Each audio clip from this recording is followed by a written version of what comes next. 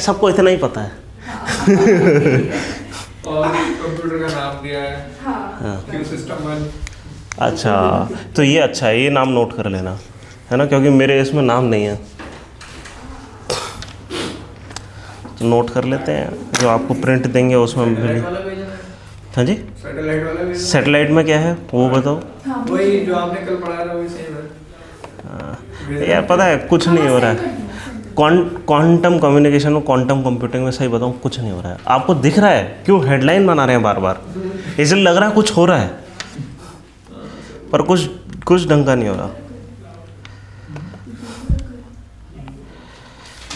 क्या है कंप्यूटर्स का नाम? क्यू सिस्टम 1 ऐसा कुछ बोल रहा है। अरे कपड़े यार देखिए बड़ी चांस भी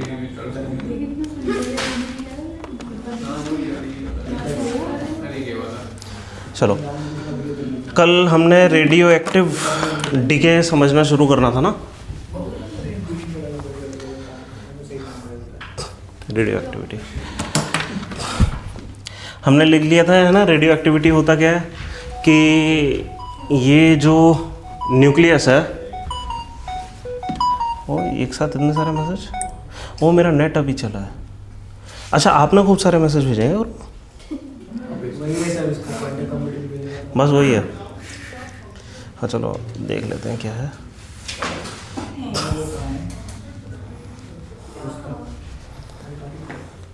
अच्छा, आपका नाम ल्यूका है?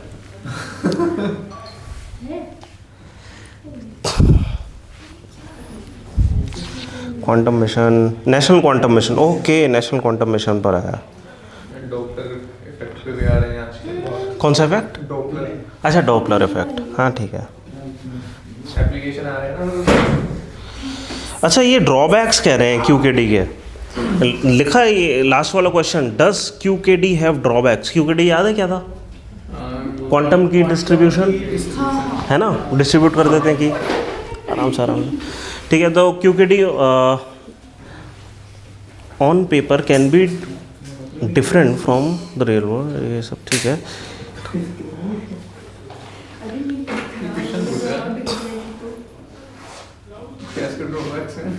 हाँ वही तो, QKD networks can be upgraded और पैच्ड इजीली। अच्छा,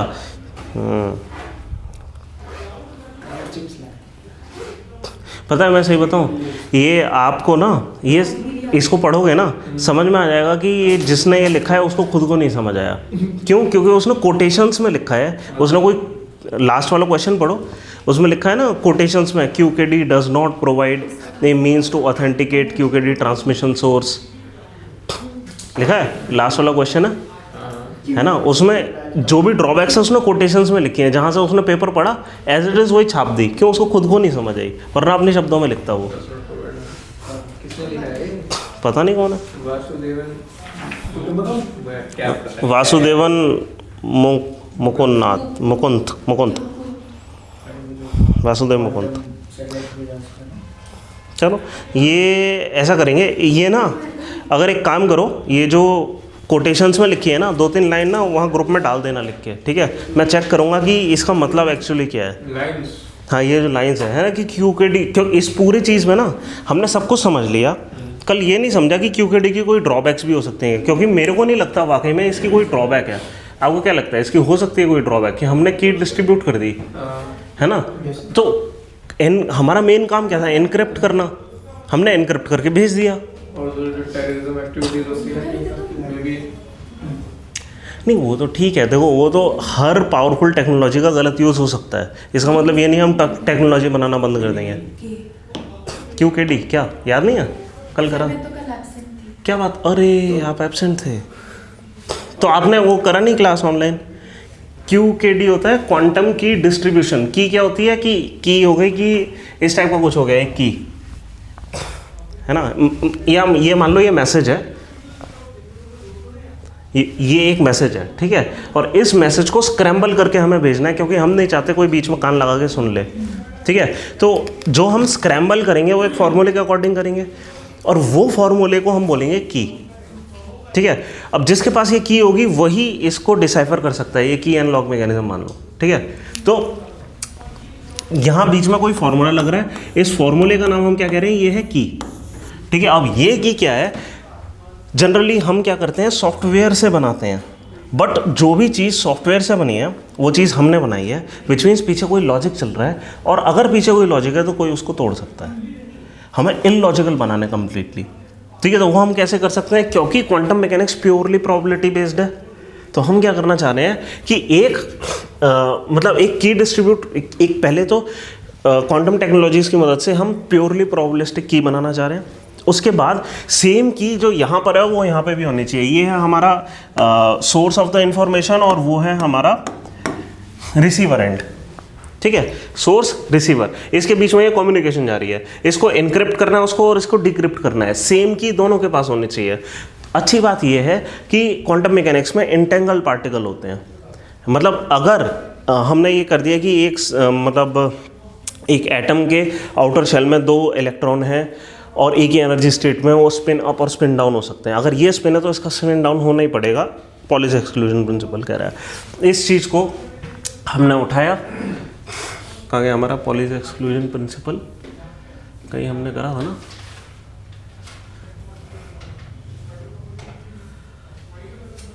वो एटम कहाँ गया जो हमने बनाया था, हाँ हमने करा था ना कि एक को उठाकर हम ले गए थे दूर कहीं, यहाँ नहीं दिख रहा है। एनीवे ऐसा कुछ है कि अब हमने इंटेंगल कर लिया पार्टिकल, एक स्पिन है एक स्पिन डाउन है, और उसको खूब दूर ले गए, ठीक है। अगर और दोनों ही क्वांटम स्टेट्स में सुपर पोजिशन में एग्जिस्ट करेंगे, स्पिन अप स्पिन डाउन, क्यों अभी तक हमने ऑब्जर्व नहीं करा है। जैसे हम ऑब्जर्व कर लेंगे वो स्पिन अप हो जाएगा तो वो ऑटोमेटिकली स्पिन डाउन हो जाएगा। तो मतलब क्या है कि हमने एंटेंगल्ड की इधर और इधर दे दी, ठीक है। अब जैसे ही ये बंदा इसको या वो बंदा उसको पढ़ेगा, इसके लिए कि वो अपने आप बन जाएगी, एंटेंगल्ड पार्टिकल थे क्योंकि, है ना, और प्योरली स्क्रैम्बल्ड पार्टिकल थे। अब क्या कि यहाँ पे जो 0 1 आया वहाँ 1 0 हो गया, उसको करना क्या है, बस उस की को कॉम्प्लीमेंट करना है, एक यूनिक की दोनों तरफ बन गई, है ना। तो ये एक यूनिक की है जो दोनों तरफ डिस्ट्रीब्यूट हो गई, इसको कहते हैं क्वांटम की। ये क्वांटम की है क्योंकि प्रोबेबिलिटी की वजह से बनी है क्वांटम की, और उसका डिस्ट्रीब्यूशन कर दिया। अब ये एनक्रिप्ट भी कर सकता है, डिक्रिप्ट भी कर सकता है। क्वांटम कम्युनिकेशन में है सुपर सिक्योर कम्युनिकेशन, कोई बीच में तोड़ ही नहीं सकता। नहीं, ये तो अभी टेक्नोलॉजी, मतलब जो लिखने वाले उनको नहीं समझ आ रही। एक पेपर पढ़ा और वहाँ से उठाकर कोटेशंस में डाल दी, इसकी ये लिमिटेशन है, किसी की पीएचडी रिसर्च में डाल दिया है, जो भी है उसने मतलब ऐसा कुछ करके डाल दिया। मतलब अगर इस बंदे को खुद को समझ आ रहा होता ना, अपने शब्दों में लिखता है इसको, ऐसा नहीं करता, है ना। चलो कोई नहीं, हाँ वो उसकी भावनाओं पे जा रहे हैं, इंट्यूशंस पे जाते हैं, ठीक है ना। इंट्यूशन समझते हैं क्या है ना, कि हमें बस इंट्यूशन होना चाहिए। जितने भी हमने क्वांटम मैकेनिक्स से रिलेटेड टेक्नोलॉजीज़ पढ़ी, quantum computer, communication, encryption, imaging, जो कुछ भी है, जो भी हम पढ़ रहे हैं, क्वांटम सेंसिंग, सब कुछ क्वांटम सेंसिंग को छोड़ के बाकी सारी चीज़ें सुपरपोजिशन एंड एंटेंगलमेंट पे चल रही हैं, है ना। और हमने कोई प्रिंसिपल लगाया नहीं, हमने एंटेंगलमेंट समझा, सुपरपोजिशन समझा, सारी टेक्नोलॉजी समझ ली, है ना। आप वो लेक्चर देख लेना वो वाला, ठीक है, सब समझ आ जाएगा।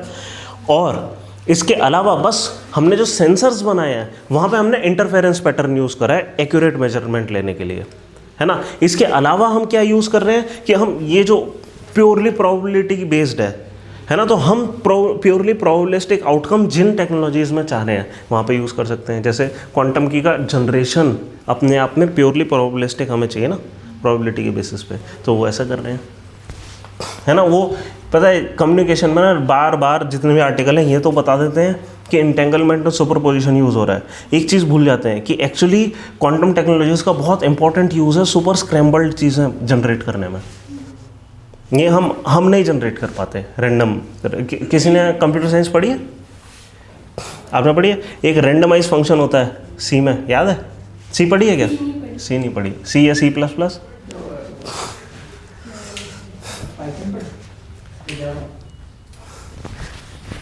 ठीक है, अब हम आते हैं रेडियो एक्टिविटी पे। रेडियो एक्टिविटी मैंने क्या बताया था क्या होता है? emissions of क्या बोलते हैं उसे spontaneous स्पॉन्टेनियस एमिशन ऑफ क्या, अल्फा गामा बीटा पार्टिकल्स। ठीक है, गामा एक्चुअली पार्टिकल नहीं है, ठीक है, गामा सिर्फ रेस थी, बट ये था कोई स्पॉन्टेनियस एमिशन था। बट ये गामा भी क्यों निकल रही हैं, मतलब अंदर न्यूक्लियस के अंदर कुछ तो हो रहा है। ये हमने न्यूक्लियस बनाया था, एक सुपर हैवी न्यूक्लियस कोई बना लिया था, इमेजिन कर दिया था हमारी इमेजिनेशन में, और इसके अराउंड एक इलेक्ट्रॉन क्लाउड होगा दूर दूर तक। ठीक है, अगर एक क्रिकेट बॉल एक न्यूक्लियस होता है, ठीक है, तो एटम कितना बड़ा होता है, एक क्रिकेट ग्राउंड जितना बड़ा। ठीक है, तो ये अगर न्यूक्लियस है, ठीक है, तो आधा राजेंद्र नगर आ जाएगा एटम के अंदर। ठीक है, बट ये हमारा न्यूक्लियस है और आसपास दूर दूर तक इलेक्ट्रॉन क्लाउड है।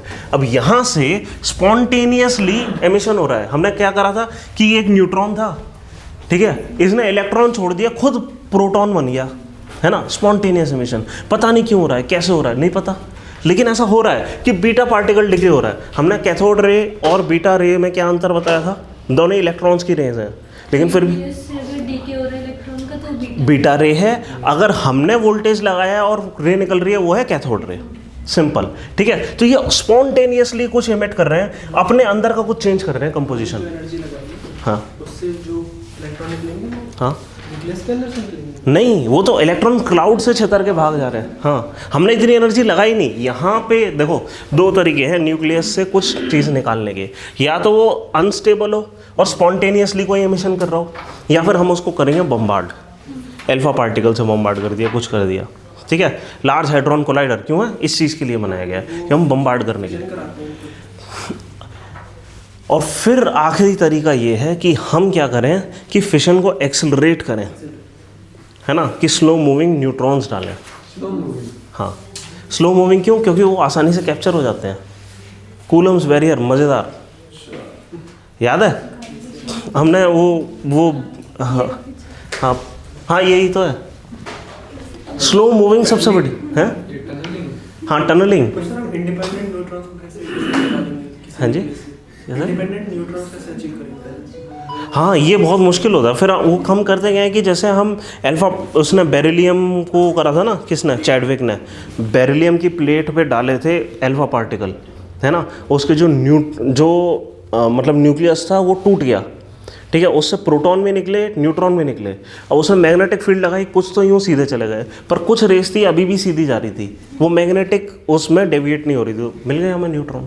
इस तरह मिलता है, हमें अल्फा पार्टिकल से बम्बार्ड करना पड़ता है, फिर उसके बाद उसको फील्ड के अंदर लगाना पड़ता है, जितनी भी चार्ज चीज़ें वो चली जाएंगी।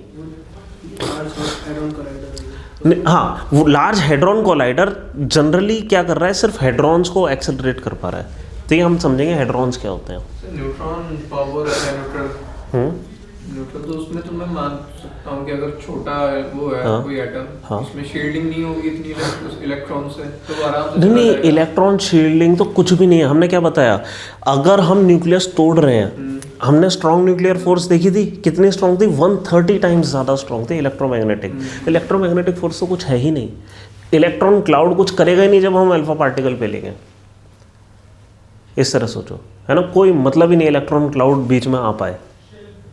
क्यों, हमने इतना ज़्यादा मोमेंटम जनरेट कर दिया है, इलेक्ट्रॉन का मास ही कुछ नहीं है। वो तो सब प्रोबेबिलिटी पे काम करता होगा ना, सब प्रोबेबिलिटी पे काम करता है। तो हम क्या निकालते हैं कि हम ये इस चीज़ की प्रोबेबिलिटी निकालते हैं, अगर इतना एक्सेलरेट कर दिया तो क्या प्रोबेबिलिटी है कि कोलाइड करेगा।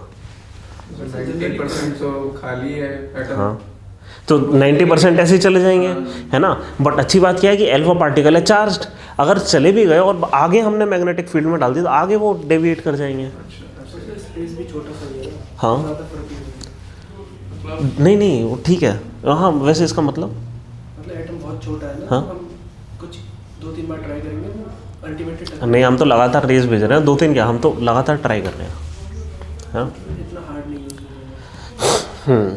तो चलो, अब क्या है कि ये जो हमने तो बाद में एटम को स्ट्राइक करना शुरू करा, न्यूक्लियस को स्ट्राइक करना शुरू करा, उससे पहले कई सारे अनस्टेबल न्यूक्लियस खुद से ही कुछ दे रहे थे।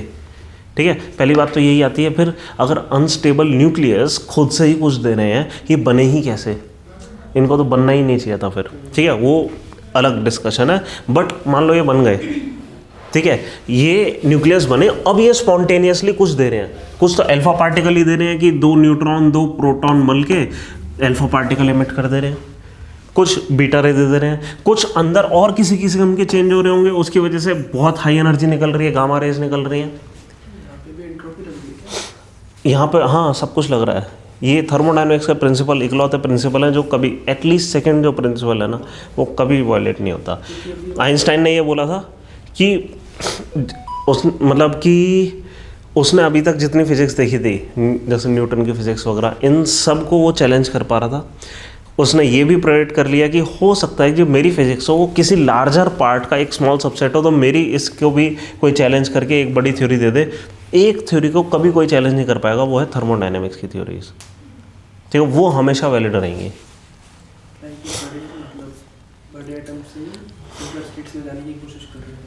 हाँ हाँ, आप ये कह सकते हैं कि क्योस मैक्सिमाइज होने की कोशिश कर रहा है।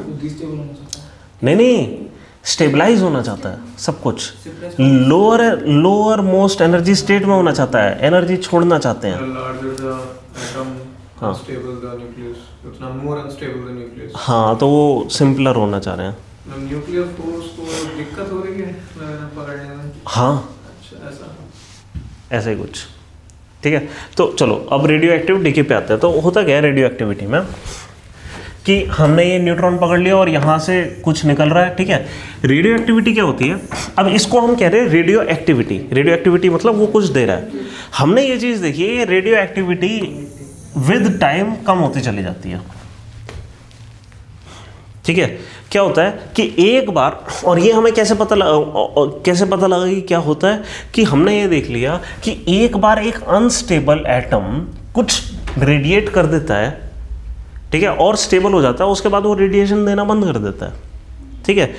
अब इसकी एक प्रोबेबिलिटी है कि ये अगले इतने सेकंड में रेडिएट कर जाएगा।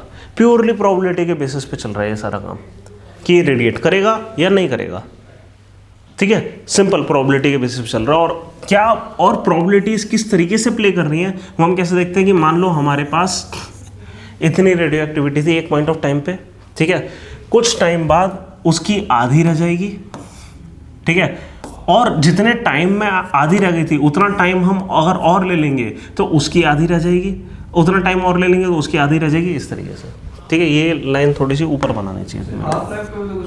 यही हाफ लाइफ है, इसी को ही हम हाफ लाइफ बोलते हैं।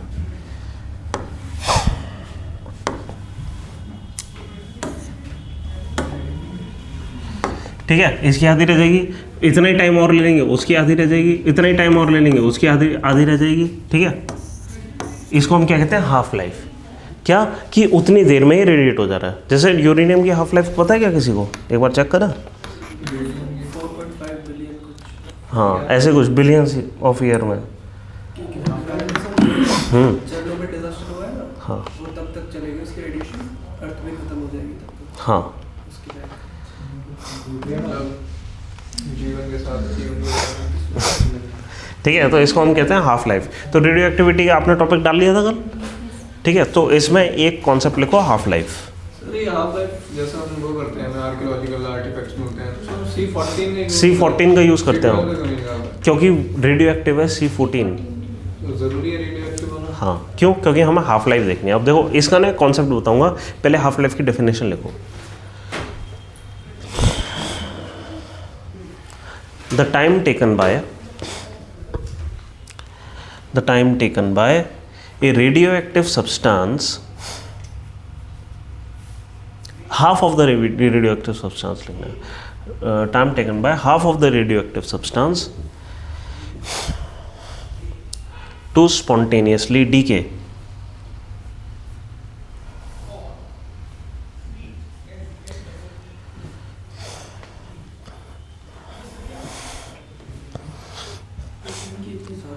है मतलब अनस्टेबल है, उतने नहीं है, है ना। जैसे हम ये भी कह सकते हैं कि क्या ऑक्सीजन का जो एटम है जो बिल्कुल कुछ रेडिएट नहीं करता, सुपर स्टेबल एटम है, क्या उसकी भी हाफ लाइफ होगी? हाँ हाफ लाइफ होगी, वो मिलियन में नहीं होगी, बिलियन नहीं, वो ट्रिलियंस ऑफ ईयर्स में होगी स्पॉन्टेनियसली। क्योंकि सब हर चीज़ का क्वांटम फिजिक्स ये कह रही है, हर चीज़ प्रोबेबिलिस्टिक है, हर चीज़ की एक प्रोबेबिलिटी है कि वो इतने टाइम में ये कर जाएगा। जितना ज़्यादा एटॉमिक नंबर होगा हाफ लाइफ उसकी कम होगी। हाँ, नहीं ऐसा ज़रूरी नहीं है। जैसे एटॉमिक नंबर आप उसका देखें, क्या नाम है इसका, ये होता है ना हीलियम 3 एटम, है ना, कि एक न्यूट्रॉन निकाल दो, हीलियम क्या हो गया, 2 प्रोटॉन्स पर हाँ, और 2 न्यूट्रॉन। हीलियम 3 में क्या कर दिया हमने, एक ही न्यूट्रॉन रखा है, और 2 प्रोटॉन रहेंगे उसमें। हाँ ठीक है। हीलियम 3 एटम हद से ज़्यादा रेडियो एक्टिव है, ठीक है, बट उसका एटॉमिक नंबर क्या है, बहुत कम है। तो आप उस पर नहीं जाएंगे, है ना, ये इस पे जाएंगे कि क्या बाइंडिंग एनर्जी है। एक कॉन्सेप्ट आएगा यहाँ बाइंडिंग एनर्जी का, वो हम देखेंगे, ठीक है, उस पर ये डिपेंड करता है, ठीक है। तो हाफ लाइफ ही होगी। इनफैक्ट हाँ, जैसे C14 की हम बात कर रहे थे, है ना, हम कार्बन में ये देखते ही हैं। आप जैसे बोल रहे हैं कि हम C12 क्यों नहीं यूज़ करते, C12 हद से ज़्यादा स्टेबल है, हमें कुछ ऐसा चाहिए। और अच्छी बात क्या है कि कार्बन क्या है कि हमारी जो ऑर्गेनिक केमिस्ट्री है उसमें बड़े प्यार से आ जाता है, हम यहाँ से एब्जॉर्ब कर लेते हैं। C14 की हाफ लाइफ ज़्यादा होगी, तो उसे डिके होने में भी अगर पूरा 1400 कुछ साल लगते हैं, 1400 हाँ ओनली। एक बार चेक कर लो कितनी है हाफ लाइफ C14 की, अरे नहीं यार, या शायद 5000 लगता, मैं श्योर नहीं हूँ, मतलब हज़ारों में है कुछ। तो C12 की तो ज़्यादा होगी। C14 हाफ लाइफ, ये कार्बन डेटिंग नहीं, C14 हाफ लाइफ किसी C12 की बहुत ज़्यादा होगी। हाँ तो सर ये तो बेस्ट होना चाहिए फिर उसके लिए, ज़्यादा पुराने आर्टिफैक्ट्स के लिए। 5730। ये अब चलो एक ना एग्जांपल ले लेते हैं कि हम C12 यूज़ कर रहे हैं, एक करते हैं C14 यूज़ कर रहे हैं, ठीक है। ये है 5730, ठीक है। और C12 की एक बार देख लेते हैं क्या है हाफ लाइफ, C12 की हाफ लाइफ। C12 जब भी दे रहा हूँ ना, ये बताने को ही राजी नहीं है, ये C14 ही बता रहा है मेरे को, ठीक है। अज्यूम कर लेते हैं ट्रिलियंस ऑफ ईयर है, ठीक है। मतलब क्या है कि जो पहला जो ऑर्गेनिक मॉलिक्यूल भी हुआ होगा ना हमारे अर्थ के ऊपर, है ना, उसमें भी मतलब 0.1% का भी चेंज नहीं आया होगा C12 के कंपोजिशन में। विच मीन्स क्या है कि अगर हम इसके हिसाब से चलना शुरू करेंगे, हम क्या किस सेंसिटिविटी के साथ हम बता सकते हैं किसी की रेंज, हम बिलियंस ऑफ ईयर में बता सकते हैं ये मॉलिक्यूल बिलियंस ऑफ ईयर पुराना है या ट्रिलियंस ऑफ ईयर पुराना है। Not very helpful in mapping archaeological things, है ना। हमें क्या चाहिए, हमें ये चाहिए साफ साफ दिखाई दे। अगर कोई चीज़, मान लो ये कार्बन का ही है ना, अगर किसी चीज़ में C14 के एटम्स इतने ही रह गया, 5730 ईयर मतलब हो चुके हैं, है ना। मतलब क्या है कि हम हड़प्पा को डेट कर सकते हैं कि वहाँ पे अगर कोई आर्टिफैक्ट मिला है, वहाँ पे मान लो कोई ग्रेन का पार्टिकल मिला है ना, कोई फूड ग्रेन मिला है, हम बता सकते हैं ये इस टाइम का है, ठीक है। अच्छा, सवाल ये उठता है कि भाई ऐसा क्यों है कि हर चीज़ में एक आप सवाल ये भी तो बोल सकते हैं कि भाई हमें मान लो वुड का टुकड़ा मिला, ठीक है, इसकी हम कार्बन डेटिंग कर रहे हैं। एक चीज़ आप याद रखें, जितनी भी कार्बन डेटिंग होती है उसे ऑर्गेनिक कंपाउंड की हो सकती है। कोई बोले ना कि ये मॉन्यूमेंट मिला है इसकी हम कार्बन डेटिंग करेंगे, बेवकूफ़ है, ठीक है। मॉन्यूमेंट की कार्बन डेटिंग नहीं होती। किस चीज़ की होती है कार्बन डेटिंग, सिर्फ ऑर्गेनिक कंपाउंड्स की, ठीक है। अब सवाल ये ऑर्गेनिक कंपाउंड की क्यों, और उससे पहले एक इंटरेस्टिंग चीज़ क्या कि हम कर क्या रहे हैं, हम ये कर रहे हैं कि हमने ये कह दिया कि कार्बन 14 जो एटम है हमेशा एक सर्टेन, मान लीजिए 0.5% के आसपास होना चाहिए हर सब्सटेंस के अंदर C14 एटम, अज्यूम करो, ठीक है, इतना होना चाहिए। लेकिन अब जो ऑर्गेनिक कंपाउंड है, जो ऑर्गेनिक कंपाउंड हमें खुदाई में मिला, उसमें कितना है, 0.25% है। मतलब कितने साल हो चुके हैं इसको दबे हुए, इतने साल हो चुके हैं। आप समझ रहे हो क्या निकल कर आ रहा है। अब सवाल ये उठता है कि हर चीज़ के अंदर इतना ही परसेंटेज, हर लिविंग चीज़ में हमेशा इतना परसेंटेज क्यों हो रहा है। वो इसलिए आ रहा है कि जब हम लिविंग होते हैं तो हम क्या करते हैं, हम शुगर्स को खाते हैं, और वो शुगर्स हम कहाँ से लाते हैं, प्लांट से लाते हैं, और वो प्लांट्स अपना कार्बन कहाँ से ले रहे हैं, एटमॉस्फेयर से। तो एटमॉस्फेयर में जितना कार्बन 14 का परसेंटेज है वो हमारी बॉडी में होना चाहिए, क्योंकि हमारी बॉडी एटमॉस्फेयर से बनी है। बट सर वो वाला होता है ट्रॉपिक लेवल पर हर 10% डिक्रीज होता है। वो तो एनर्जी का है ना। ठीक है, सब सही है, सब सही है, बट नंबर ऑफ शुगर्स कम हो जाएंगे, बट हर शुगर की कंपोजिशन तो वही रहेगी। कितना कार्बन 12 से बना है, कितना 13 से, कितना 14 से, है ना। तो आपकी बॉडी में हमेशा इतना परसेंटेज ऑफ कार्बन होना चाहिए if you are living. Once you cease being living, what would happen is C14 would start digging. अगर उस डेड मैटर में इतने साल हो चुके हैं तो C14 का कंपोजिशन कम हो चुका होगा। C12 कांस्टेंट रहता है। C12 कांस्टेंट रहता है। नहीं, वो डीकम्पोज होकर C13 और C12 भी बनेगा, मतलब डीके करके। क्या? लगभग कांस्टेंट रहेगा। क्यों? क्योंकि ये जितना भी होकर C13 बनेगा, ये C13 कभी C12 बन पाएगा, वो कितना ही परसेंटेज चेंज आएगा, आप समझ रहे हो? ठीक है। और ये मैंने 0.5% एग्जैजरेशन लिया है, और कम ही होता होगा। लिखा है वही परसेंटेज C14 कितना होता है। इसमें लिखा है कि at the time of death जो है दोनों का रेशियो बराबर रहता है। हाँ वो तो ठीक है, लेकिन टोटल C14 कितना है? C14 परसेंटेज सेम लिख रखा है, नंबर नहीं लिखा। C14 TKV के लिखा हो रखा है, ये नहीं दिया कि कितना होता है एक्चुअली।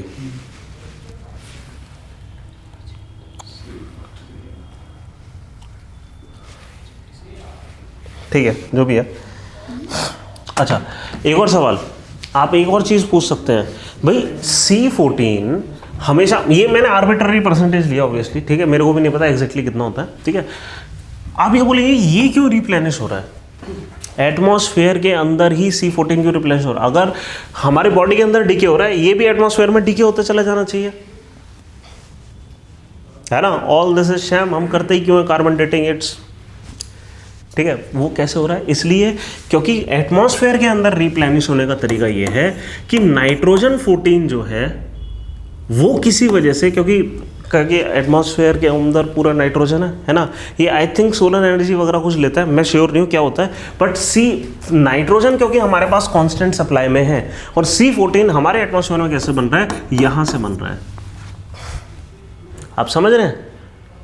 C14 कर क्या रहा है कि नाइट्रोजन का जो एटम है वहाँ पे जो प्रोटॉन है किसी वजह से न्यूट्रॉन बन जा रहा है कुछ हाई एनर्जी बीम लेके, ठीक है।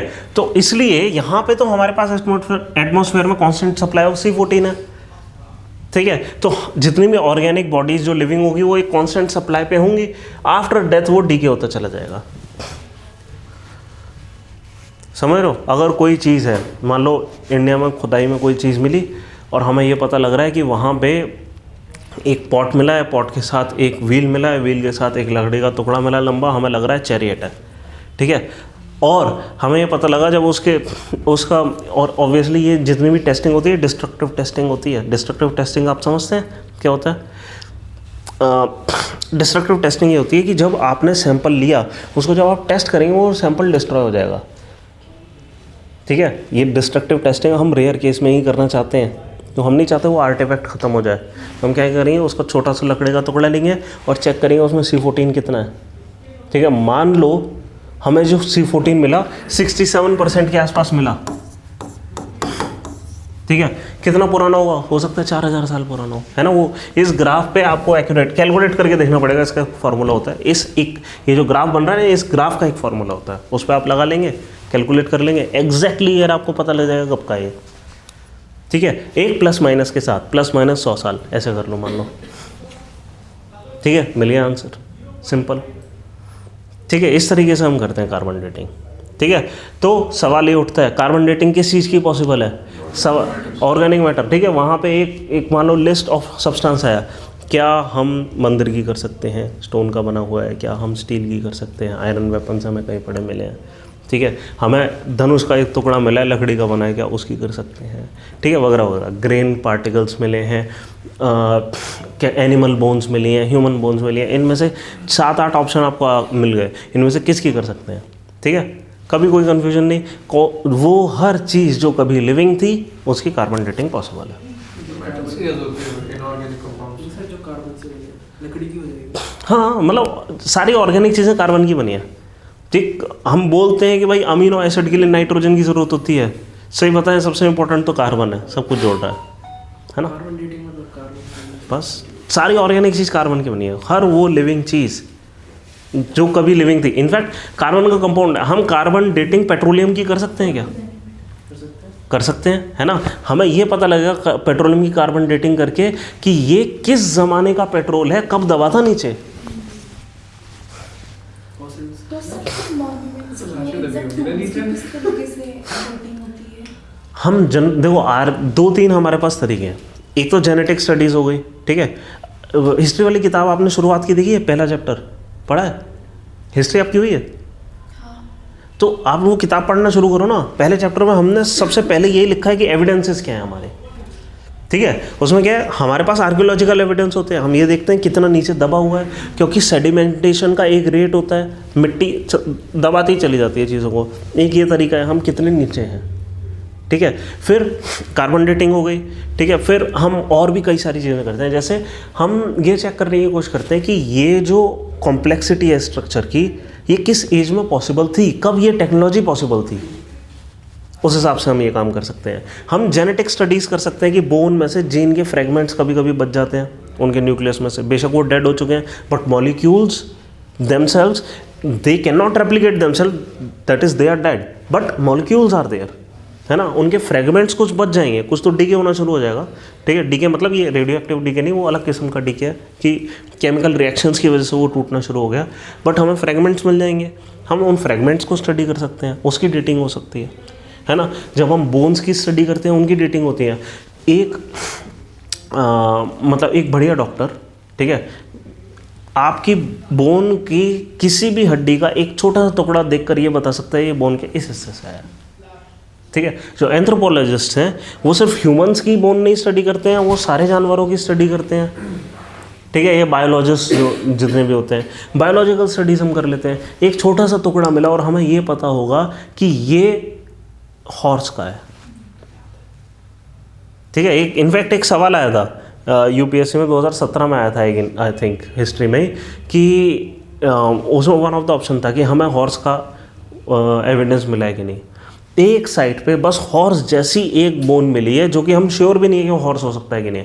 ये एविडेंस है कि हड़प्पन्स को हॉर्स के बारे में नहीं पता था। वो हड़प्पन और आर्यंस वाला जो अब क्या है कि लोग देखो, ज़्यादातर जो हिस्ट्री पढ़ते हैं ना लोग समझते हैं, यूट्यूब पे जो देखते हैं, उनको लगता है स्पेकुलेशन है हिस्ट्री, किताबें लिखना है हिस्ट्री, है ना। बट इसमें कुछ नहीं है।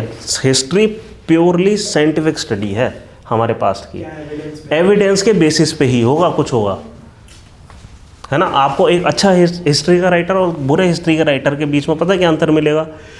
अच्छा हिस्ट्री का राइटर बिल्कुल भी इमोशनल नहीं होगा, ठीक है। वो सिर्फ और सिर्फ एविडेंस के बेसिस पे बात करेगा कि कैसे मिला, ठीक है। और जो बुरा हिस्ट्री का राइटर है, ठीक है, अच्छा हिस्ट्री का राइटर क्या बोलेगा? क्या मिला।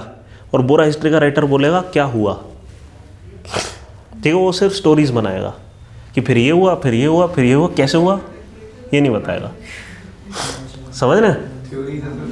इसलिए आपने देखा होगा कि यूपीएससी हिस्ट्री के सवालों में क्या पूछता है कि ये चीज़ किसने लिखी, उसमें क्या लिखा है ये नहीं पूछने की कोशिश कर, या कभी कभी पूछ भी लेता है। वो एविडेंसेस पे पूछता है कि लिटरेरी सोर्सेस हमारे क्या हैं। हाँ, एक लिटरेरी सोर्स जैसे कि भूल ऐसे गए। हो गया ना कि कलिंगा का पहले मेंशन कहाँ पे था, वो पूछता हाँ। है कि या इस सिटी का मेंशन पहले कहाँ पे था। हाँ जैसे वो फॉरेन ट्रैवलर्स का पूछ लेते हैं। हाँ, क्यों पूछते हैं? क्योंकि उनका अकाउंट है। हम ये नहीं कह रहे उनका अकाउंट सही है, हम बस ये जान रहे हैं कि उसमें ये लिखा है, समझ रहे हैं, ठीक है। जैसे फॉर एग्जांपल हमारे फूड हैबिट है, एक रीसेंट एकदम एग्जांपल देते हैं।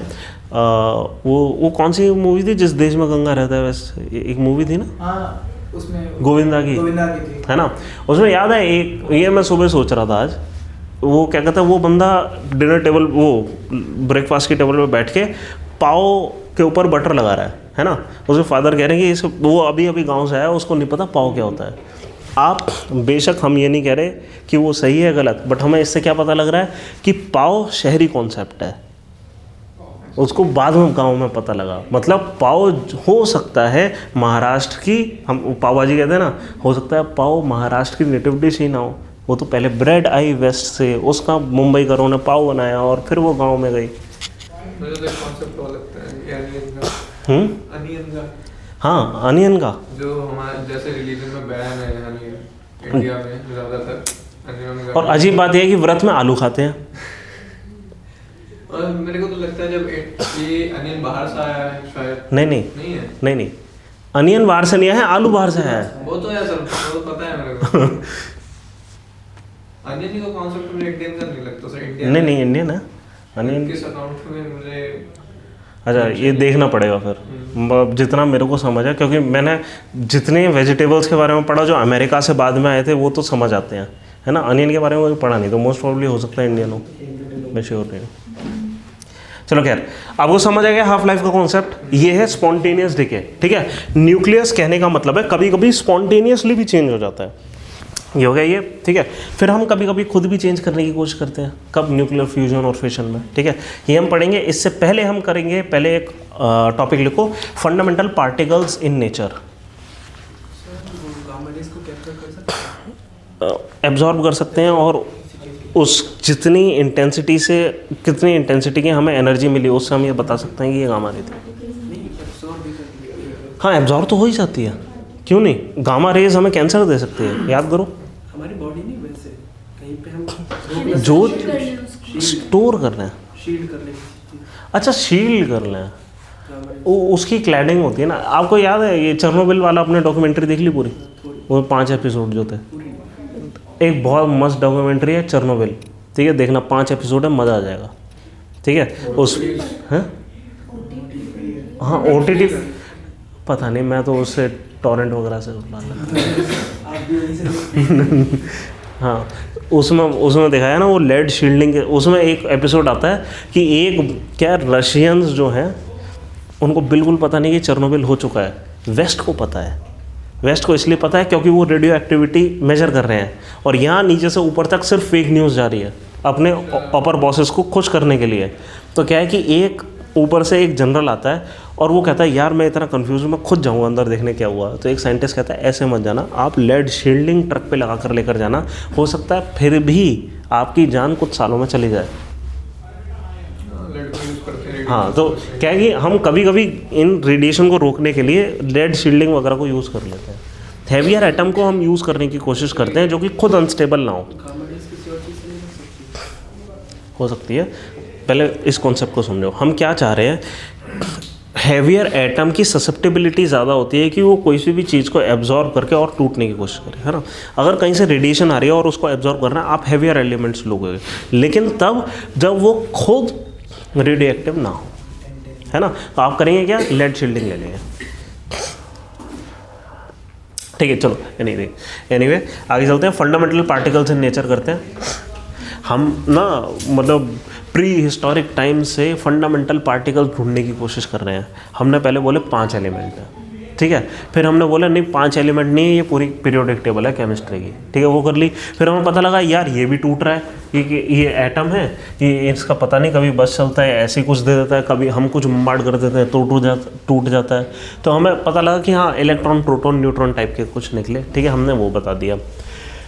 फिर हम एक स्टेप और नीचे चले गए। क्या हुआ कि हमने जब इनके साथ भी खेलना शुरू करा, हमें पता लगा यार ये भी कभी कभी और ज़्यादा टूट जाते हैं, ये अपना नेचर चेंज कर लेते हैं। ये नेचर ऐसी थोड़ी चेंज कर लेंगे। अगर कोई चीज़ अपना नेचर चेंज कर रहा है, देखो अगर फंडामेंटल पार्टिकल कार्बन होता, फंडामेंटल पार्टिकल नाइट्रोजन होता, तो कभी भी नाइट्रोजन से कार्बन बन ही नहीं सकता था अगर ये फंडामेंटल ही होते। अगर नाइट्रोजन से कार्बन बन रहा है मतलब ये और किसी चीज़ से कंपोज है, इलेक्ट्रॉन प्रोटॉन न्यूट्रॉन मिल गया हमें, ठीक है।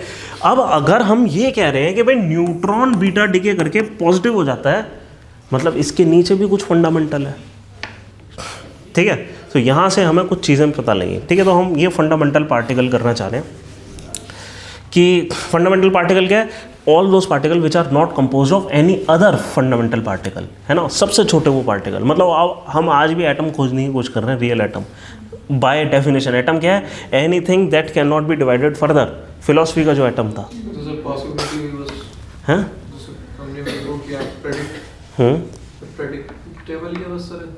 नहीं वो तो एटम हो गया, नहीं बट द थिंग इज उस एटम को हमने तोड़ दिया ना आगे। हम फिलोसफिकल एटम पर नहीं पहुंचे, हमने केमिस्ट्री का एक एटम बना दिया उस फिलोसफी से इंस्पायर होकर। है ना। तो हम और फंडामेंटल किसी चीज़ पे पहुंचने की कोशिश कर रहे हैं, ठीक है। तो लिखो फंडामेंटल पार्टिकल्स नेचर के क्या हैं, और ये रियल फिजिक्स है। इसके बाद स्पेकुलेटिव फिजिक्स आती है कुछ। मेरे तो स्ट्रक्चर ऑफ एटम में कंफ्यूजन हो रहा है। कैसे? इतनी सारी थ्योरीज हैं। हाँ रियल स्ट्रक्चर ऑफ एटम। नहीं, तो ये रियल, ये मैंने आपको एक स्टोरी एक टाइमलाइन के साथ बताई ना कि पहले क्या हुआ फिर बाद में क्या हुआ। पहले हमने वो देखा नील था। बोर ने बोल दिया। हाँ एक नहीं, नील का भी आया था फिर। किसका? हाइजेनबर्ग का।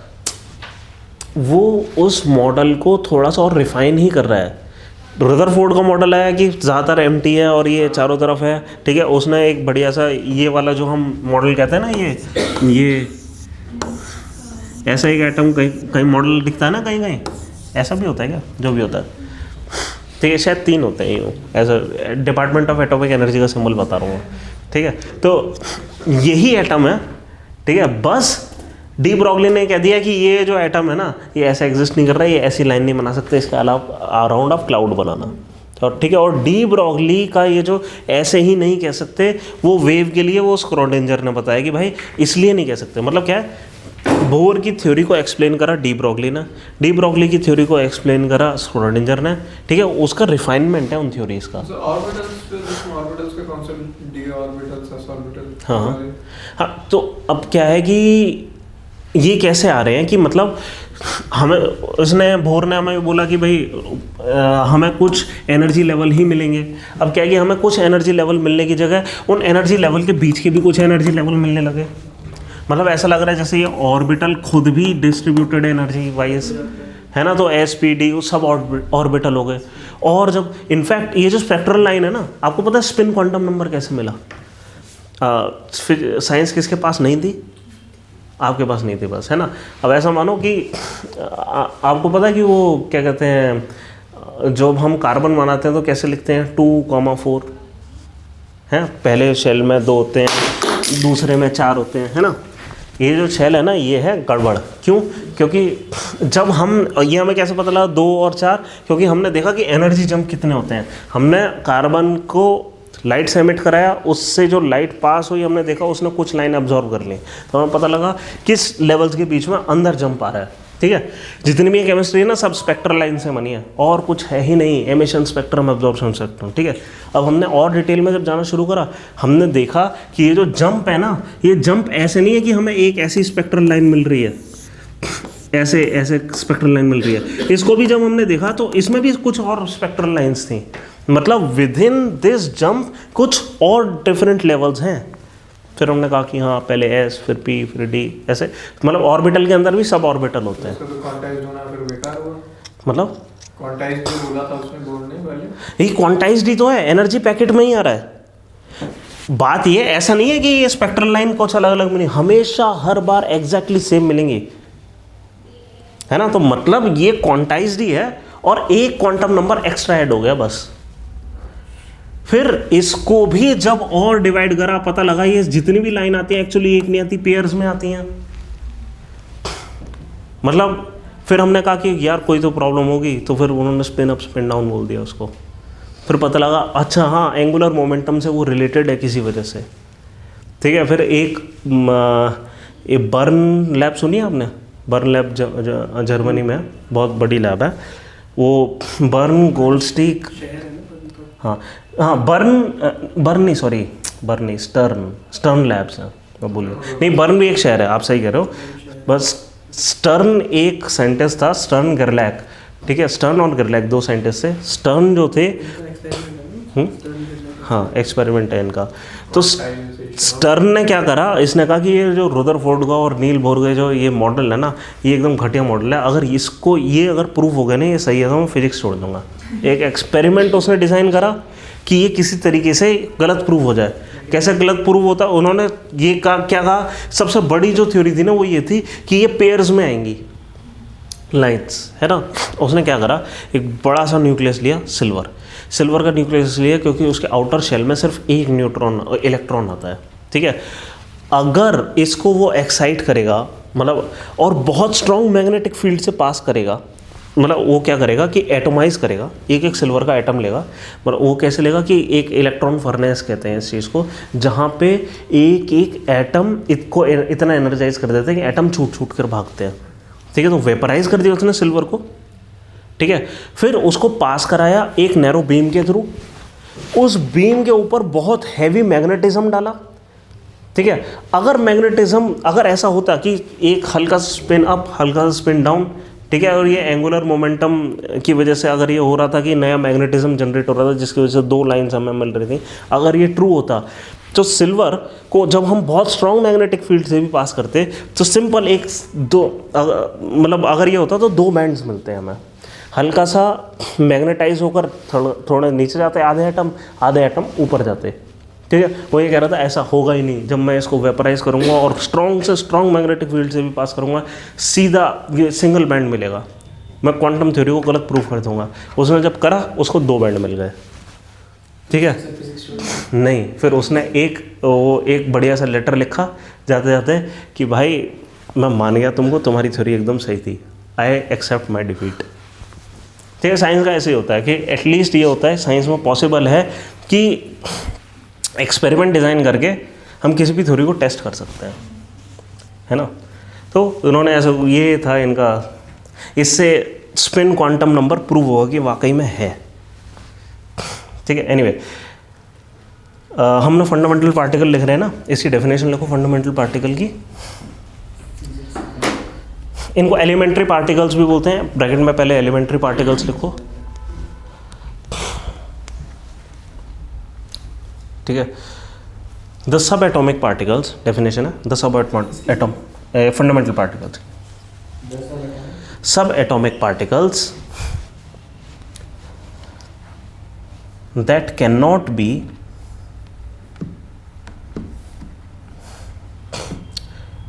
divided further,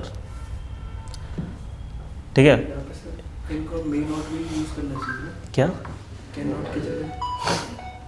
हाँ, एक और चीज़ that are not composed of any other thing, है ना, मतलब ऐसा कुछ है, हम इस तरीके से भी बोल सकते हैं that are not composed of any other particle, ठीक है।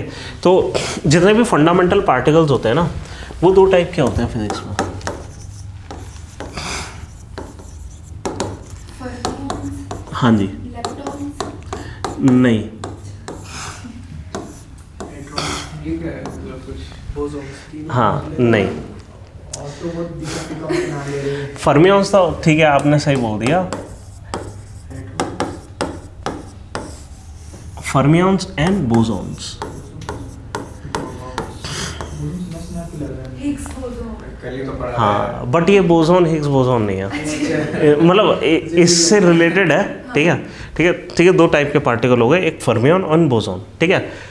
इस टाइप का ये बना लो, और फिर यहाँ पे हमें लिखना है कि मतलब इनकी डेफिनेशन क्या है फर्मियंस और बोसॉन्स की। दोनों साइंटिस्ट के नाम क्या है? हाँ, ठीक है। तो हाँ, और वही हमें लिखना है कि fermions obey Fermi Dirac statistics, Fermi और डायरेक्ट स्टैट्स, एंड ये कौन से स्टैटिस्टिक्स फॉलो करेंगे? बोस आइंस्टाइन स्टैटिस्टिक्स, ठीक है। इस पे हाँ वही वाले बोस, यस, और इस पे सवाल भी आया था कि बोस आइंस्टाइन स्टैटिस्टिक्स का क्या कंट्रीब्यूशन है हमारी डेवलपमेंट हो। ये मेंस में सवाल आ गया था, मेंस में आया है, यस, क्लीन बोल्ड हो गए थे सब। सब तो होना ही था।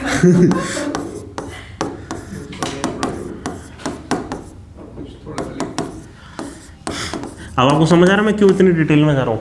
अब मेरे को एक चीज़ समझ आ गई कि अब एक्स्ट्रा एज जनरेट करने के लिए एक स्टेप डीप में थोड़ा सा चले जाना पड़ेगा। वो बस ये है कि हम बहुत सिंप्लीफाई कर लें उस चीज़ को, कि 150 शब्द में ऐसा कुछ लिखें कि एक नॉर्मल बंदा समझ पाए। शायद उन कॉन्सेप्ट को पूछ रहे हैं जो हमारे साइंटिस्ट की कंट्रीब्यूशन। हाँ, उनको तो पूछ ही रहे हैं। बात ये है, क्या are you smart enough to understand the contribution by our own scientists, है ना, वो ये चेक करना चाह रहे हैं। चंद्रशेखर लिमिट है। हाँ, चंद्रशेखर लिमिट पे आया सवाल अभी है? प्री में आया, आई थिंक प्री में आया। हाँ, तो मैं बताऊंगा, ठीक है। ये हो गया। फिर एक और चीज़ दोनों में अंतर है कि जितने भी फर्मियंस हैं दे हैव मतलब they are differentiated by the spin, कि इनकी होती है half spins, half integer spins, half integer spins. तो क्या आप कोई पार्टिकल जानते हैं जिनका हाफ इंटीजर स्पिन होता है? फंडामेंटल कोई भी पार्टिकल। हाँ क्वार्क चलो ठीक है। इलेक्ट्रॉन है ना, इलेक्ट्रॉन की हाफ स्पिन होती है, जिनके पास साइंस थी हाफ स्पिन होते हैं, हाफ अप हाफ डाउन, ऐसे ही करते हैं ना। तो व्हाट इज वो जितने भी पार्टिकल जिनकी हाफ स्पिन आप साफ साफ लिख पाते हैं ना, वो क्या हो गए? ये हो गए, ठीक है। Yes, electron is a fermion, ठीक है। फिर बोस-आइंस्टाइन स्टैटिस्टिक्स में क्या होता है कि ये वो सारे पार्टिकल है जिनकी मतलब इंटीजर स्पिन होती है। हाँ, फोटोन की इंटीजर स्पिन होती है। जैसे फोटोन बोला आपने ना? नहीं, फोटोन, प्रोटॉन इन सबसे मिलकर बना है, ठीक है।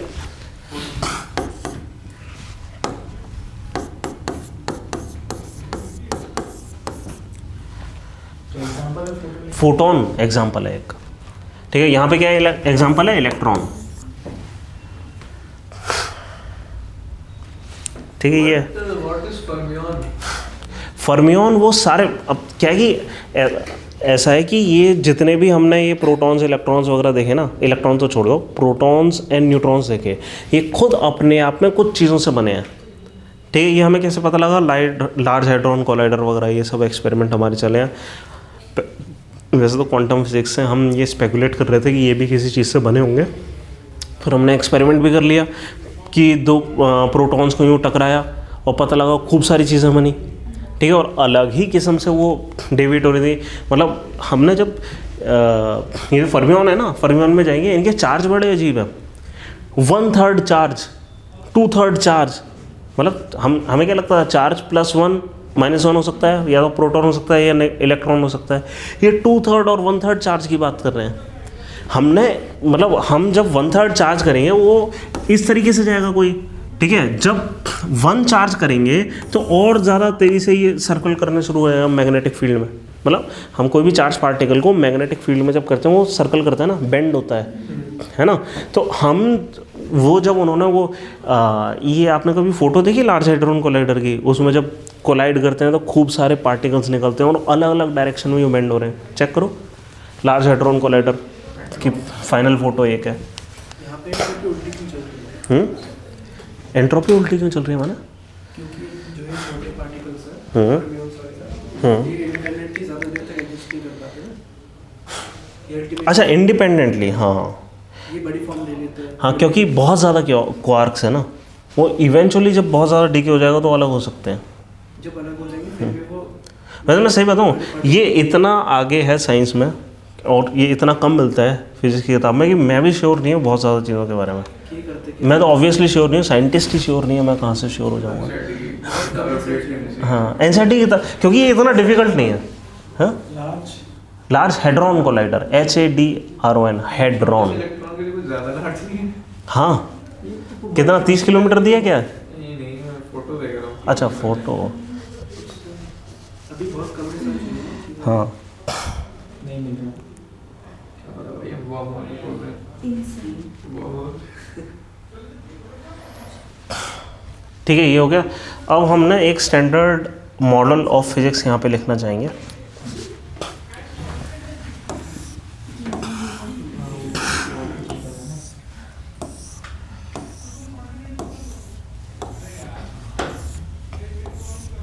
सर कुछ ऐसा क्या? ये नहीं, लार्ज हैड्रॉन, ये चीज़, ये तुम्हारा ना ये इसका थोड़ा सा वो करो लाइट और सबको दिखाओ। ऐसा करो ना, ग्रुप पे भेज दो, ये लिंक शेयर कर दो। लिंक नहीं भाई, फोटो भेज दीजिए।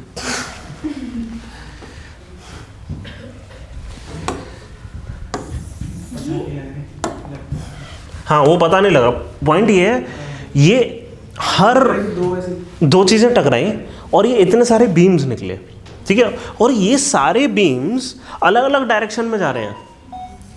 अगर सारी चीज़ मान लो इलेक्ट्रॉन है तो सबके सब पूरा का पूरा हमने मैग्नेटिक फील्ड लगाई, वो सारे इलेक्ट्रॉन पे एक साथ लग रही है, वो सारी बीम यूँ टर्न होनी चाहिए। ये बीम अलग अलग क्यों जा रही है? मतलब हंड्रेड्स ऑफ सब एटॉमिक पार्टिकल हैं। मतलब प्रोटॉन और न्यूट्रॉन इकलौते सब एटॉमिक पार्टिकल नहीं है, हंड्रेड्स हैं। सर अभी एक पार्टिकल हाँ वो अब क्या है कि वही मतलब वहाँ पे क्वांटम फिजिक्स तो लगेगी, तो मतलब ये वेव्स की तरह तो एक्ट करेंगे। इलेक्ट्रॉन खुद में इसमें कनेक्ट कर रहा है। ठीक है, यहाँ पर आते हैं हमारे सारे बोसॉन्स, यहाँ पे आते हैं हमारे सारे फर्मियंस। यार अलग रंग लेना चाहिए मेरे को, ग्रीन लेते हैं। हैं जी, वेव्स मिलके पार्टिकल ये पार्टिकल मिलके वेव्स बना रही है। अच्छा ये दोनों ही सवाल गलत है यार, हमें पता ही नहीं क्या हो रहा है। ये ना वेव है ना पार्टिकल, ऐसा होता है ना, हो सकता है ये वेव भी और पार्टिकल भी, ये भी हो सकता है ना ये वेव है ना ये पार्टिकल है इनडिस्क्राइबेबल है। आप समझ रहे हो, ब्रह्म है ये।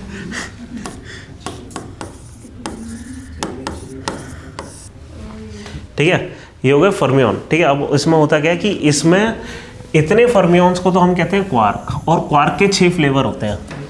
हमने पिछली क्लास में करा था 6 फ्लेवर, है ना? 5 बताए थे शायद। 6 बताए थे, 6। Up down top bottom 4 stage. क्या बात है, वाह, तुमने रटा क्यों ये? 5 है। नहीं 6 हैं, 6 हैं। अरे आप स्टैंडर्ड मॉडल ऑफ फिजिक्स का डायग्राम डालो, आप इमीडिएटली आएगा। ठीक है, तो ऐसा कुछ है, जो भी है फर्मियंस के हमारे वो क्या होता है, स्पिन हाफ स्पिन। ठीक है, ये सारे हो गए क्वार्क। अब क्वार्क मिलके क्या बनाते हैं, इनको कहते हैं हम हेड्रॉन्स। ठीक है, और हेड्रॉन्स में 2 सबसे स्टेबल हेड्रॉन होते हैं, कौन से? Proton and neutron. They come under this category hadrons. तो सर हेड्रॉन्स फर्मियन के अंदर आते हैं, फर्मियन के अंदर आते हैं हेड्रॉन्स। ठीक है, तो ये हेड्रॉन्स नहीं है, ये क्या है, ये क्वार्क्स हैं। तो ये चार्ज में डिसाइड करता है प्रोटॉन और न्यूट्रॉन। हमने नहीं डिसाइड करा, खुद से है वो, हम तो बस वो बता रहे हैं क्या मिला हैं। चार्ज क्वालिटी है उनकी खुद की, है। हाँ वही तो, चार्ज उनकी खुद की क्वालिटी है, जैसे मास क्वालिटी। जैसे मास एक क्वालिटी है। ठीक है, फिर ये जितनी भी चीज़ है ना, दीज आर हेल्ड बाय, यहाँ पे है हिग्स पार्टिकल। वो जो हिग्स बोसॉन आप बता रहे थे ना, एक्चुअली वो हिग्स है। ठीक है, वो हिग्स क्या कर रहा है, हिग्स मास दे रहा है, हिग्स बाइंड कर रहा है, किसी तरीके से इनको मास दे रहा है, और हिग्स के पास मास का पता नहीं। सर पता नहीं ऐसे कहते हैं कि इसकी फील्ड के थ्रू पास कर जाए तो मास आ जाएगा। हाँ वही, हाँ, नहीं पता, मेरे को भी नहीं पता है। गॉड मिल जाएगा। हाँ, इसलिए उसको गॉड पार्टिकल बोल दिया। ठीक है, फिर ये हो गए क्वार्क्स, और 6 हो गए क्वार्क्स, और 6 होते हैं लेप्टॉन्स। लेप्टॉन। हाँ, यहाँ से तो मिलके हमें प्रोटॉन और न्यूट्रॉन मिला, यहाँ पे वन ऑफ द लेप्टॉन होता है इलेक्ट्रॉन। और हिग्स किसके अंदर आते हैं सर? हिग्स किसके अंदर आते हैं? ही इंडिपेंडेंट है, हम उसको, ये सारी क्वांटिटीज है वेक्टराइज्ड। ठीक है, इनका कोई डायरेक्शन है, उसका कोई डायरेक्शन नहीं है, वो सिंपल मास है। मतलब आइडेंटिफाई करेंगे हाँ, मतलब लार्ज हेड्रॉन कोलाइडर में कंफर्म होगा कि हिग्स एक पार्टिकल है। हाँ, मिल चुका है, हमने उसको प्रॉपर्टीज़ भी असाइन कर दी हैं कि मतलब उसका मास क्या है, चार्ज क्या है, स्पिन क्या है। हाँ बाकी पार्टिकल। हाँ, वो सब भी इसमें आते हैं, यहाँ पे जैसे म्यूऑन आता है, टाओ आता है। ठीक है, कोई मतलब टाओ मैंने गलत बना दिया ना, टाओ कैसे बनता है, ऐसे बनता है। हाँ, कोई बात नहीं, हम जब बनाएंगे ना, इंडियंस जब बनाएंगे फिजिक्स, हम उल्टा बनाएंगे। अच्छा ठीक है, अब ये जो बोसॉन्स हैं, बोसॉन्स में हमारे पास आते हैं जैसे फोटोन, ग्लूऑन, फोटोन। ठीक है, एक जेड बोसॉन समथिंग, तो यहाँ पे ग्लूऑन होता है, फिर यहाँ पे एक होता है फोटोन। आप समझ रहे, तो हमने इस स्टैंडर्ड मॉडल के अंदर सब कुछ डाल दिया जो कुछ एग्जिस्ट कर सकता है। फोटोन हमारे पास आ गया, हमारी मेन कंसर्न क्या था कि एक ऐसा मॉडल बनाए जिसमें सारी चीज़ें आ जाएं। फोटोन आ गया, इलेक्ट्रॉन आ गया जो हमें जनरली मिलता है, प्रोटॉन न्यूट्रॉन मिल गए हैं। नहीं, एटॉमिक नहीं है, एटॉम से हम आगे आ चुके हैं, एटॉम तो पीछे छूट गया कहीं। रियल वाली एटॉमिक टेबल ये बनेगा। नहीं, ये रियल एटॉमिक टेबल तो वो है, वो एटम है। एटॉमिक टेबल केमिस्ट्री के लिए, हम फिजिक्स कर रहे हैं, अब हम और ज़्यादा नीचे आ गए हैं। ठीक है, एक छोटा सा टॉपिक बस और डाल दो, क्वार्क्स। हम इन क्वार्क्स को बस समझना चाहते हैं। ठीक है, इनमें से कुछ नहीं समझेंगे, सिर्फ क्वार्क समझेंगे।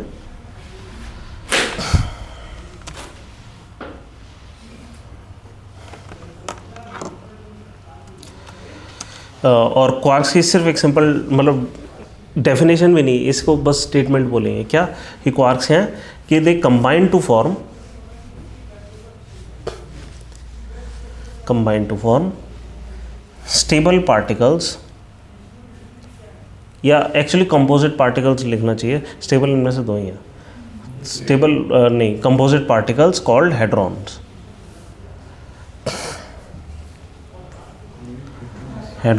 For example protons and neutrons. इनका खुद का कुछ मास होता है? हाँ, इनका मास होता है,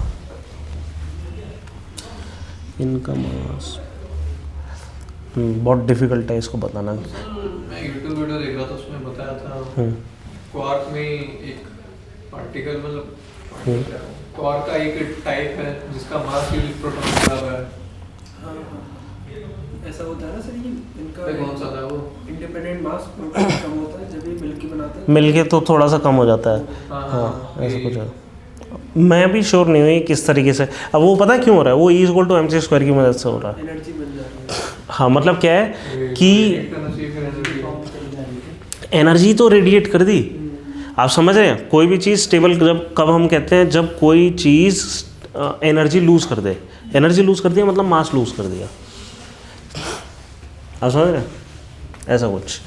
तो चलो, तो क्वार्क्स, अच्छा, दे हैव 6 डिफरेंट फ्लेवर्स, इनको फ्लेवर्स ऑफ क्वार्क बोलते हैं। अप डाउन, हाँ, अप डाउन, हाँ, टॉप बॉटम, और चार्म और स्ट्रेंज। हाँ, flavour of quark, up down, top bottom, charm, strange. Flavour होनी चाहिए, टाइप होनी चाहिए। हाँ, मतलब टाइप की जगह ये लोग फ्लेवर बोल रहे हैं। ये 6 फ्लेवर्स में आते हैं, हाँ भाई, किसका? डाउन और स्ट्रेंज। हाँ, नहीं, डाउन स्ट्रेंज और स्ट्रेंज।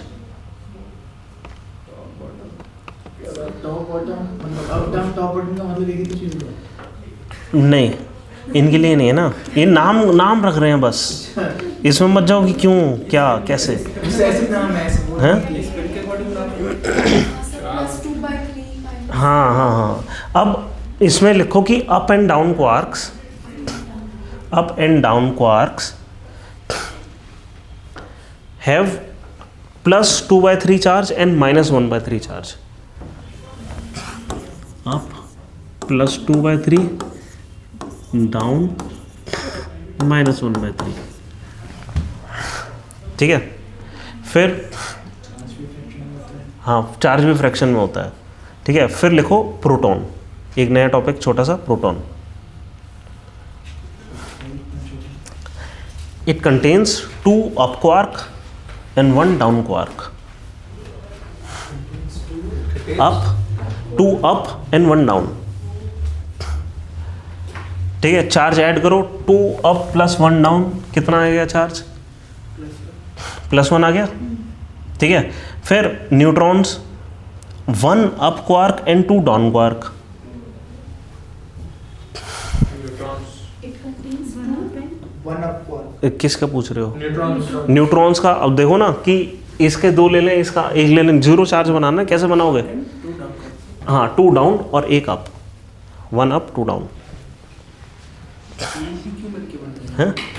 क्यों पता? तो जरूरी है 3 ही है, मतलब 3 ही मिलके बनते हैं। ऐसा तो हो सकता है कि सीरीज ऑफ क्वार्क हो, जो मतलब एक दूसरे को न्यूट्रलाइज कर ले, लेकिन वो कोई जैसा आप कह रहे हो कैटेनेशन जैसे उसमें होती है, कार्बन में लिंक बनते ही चले जाते हैं, ये बन क्यों नहीं रहे? हाँ, लिंक पता बनते नहीं। चले गए और कुछ 1 या 2 हो ऐसे जिसकी वजह से चार्ज आ रहा है वो पे। पता नहीं क्यों हो रहा इसमें भी ट्रिनिटी है, एटम में भी ट्रिनिटी है, इलेक्ट्रॉन में है। ये ना ऐसे फिलॉसफी में मत जाया करो। हाँ, वो ठीक है, बढ़िया है, बोलने दो उसको। ऐसे लगेगा। ऐसा नहीं है कि हर कोई सही ही बोलता है। इसको ऑब्सेशन था 3 से। हाँ, वो ठीक है, तो भाई एडिशन से बदला रहेगा। ठीक है। तो ये हमारा मतलब वो है, क्या कहता है, ये है हमारा स्टैंडर्ड मॉडल ऑफ फिजिक्स। ये है सारे पार्टिकल जिनकी मदद से बाकी के पार्टिकल बनते हैं, ठीक है। बस अब आते हैं हम नहीं न्यूक्लियर टेक्नोलॉजीज पर। हम देखो, पता नहीं हम क्या कर रहे हैं, हमें भी नहीं पता हम वाकई में फिजिक्स करने की नहीं, क्वांटम फिजिक्स पर आ गए, फिर उससे कंप्यूटिंग पे आ गए, अब हमारे न्यूक्लियर टेक्नोलॉजीज पे।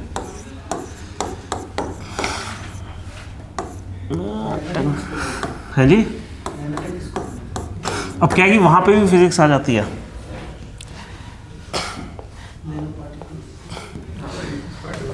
कहाँ पे केमिस्ट्री आ गई हमें नहीं पता।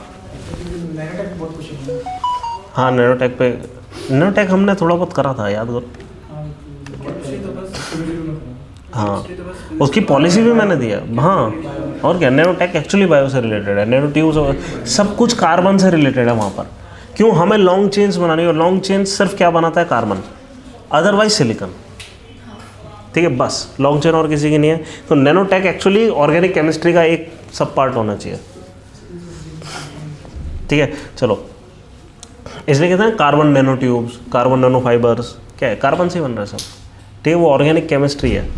चलो न्यूक्लियर टेक्नोलॉजी क्या है कि वो सारी टेक्नोलॉजीज़ जो हमारे जितने भी प्रिंसिपल हमने डेवलप करे ना, कि कौन से प्रिंसिपल, जैसे रेडिएशन एक डेवलप करा, ठीक है, और फिर कि ये जो एटम है कभी कभी अनस्टेबल होते हैं, टूट जाते हैं, है ना, हम इन प्रिंसिपल्स का जो यूटिलाइजेशन करेंगे वो हैं सारी न्यूक्लियर टेक्नोलॉजीज़। ठीक है, यहाँ पे एक इम्पॉर्टेंट कॉन्सेप्ट आता है बाइंडिंग एनर्जी का। बाइंडिंग एनर्जी आप लिखो सबसे पहले।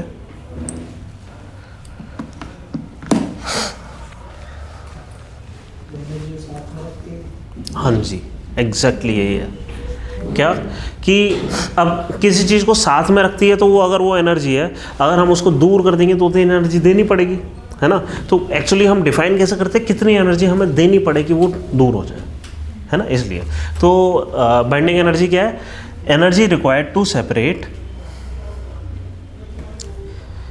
Energy required to separate all the nucleons. Nucleons माने, है ना, जो भी न्यूक्लियस में मिल रहा है ना। तो क्या है कि जैसे अल्फा पार्टिकल है वो, नहीं, एंथैल्पी केमिस्ट्री का है, मतलब वहाँ पे हम केमिकल साइंस कर रहे हैं, यहाँ हम न्यूक्लियर साइंस कर रहे हैं। हम वहाँ पे ये देख रहे थे इलेक्ट्रॉन कितना ये है और ये, ठीक है। एक और चीज़, हाँ क्या एक्चुअली पता है क्या, आपका ना सवाल एक्चुअली उतना आसान नहीं है, इसको वो करना है। सही बताऊँ, साइंटिस्ट को भी नहीं पता कि एंथैल्पी एक्चुअली क्या है।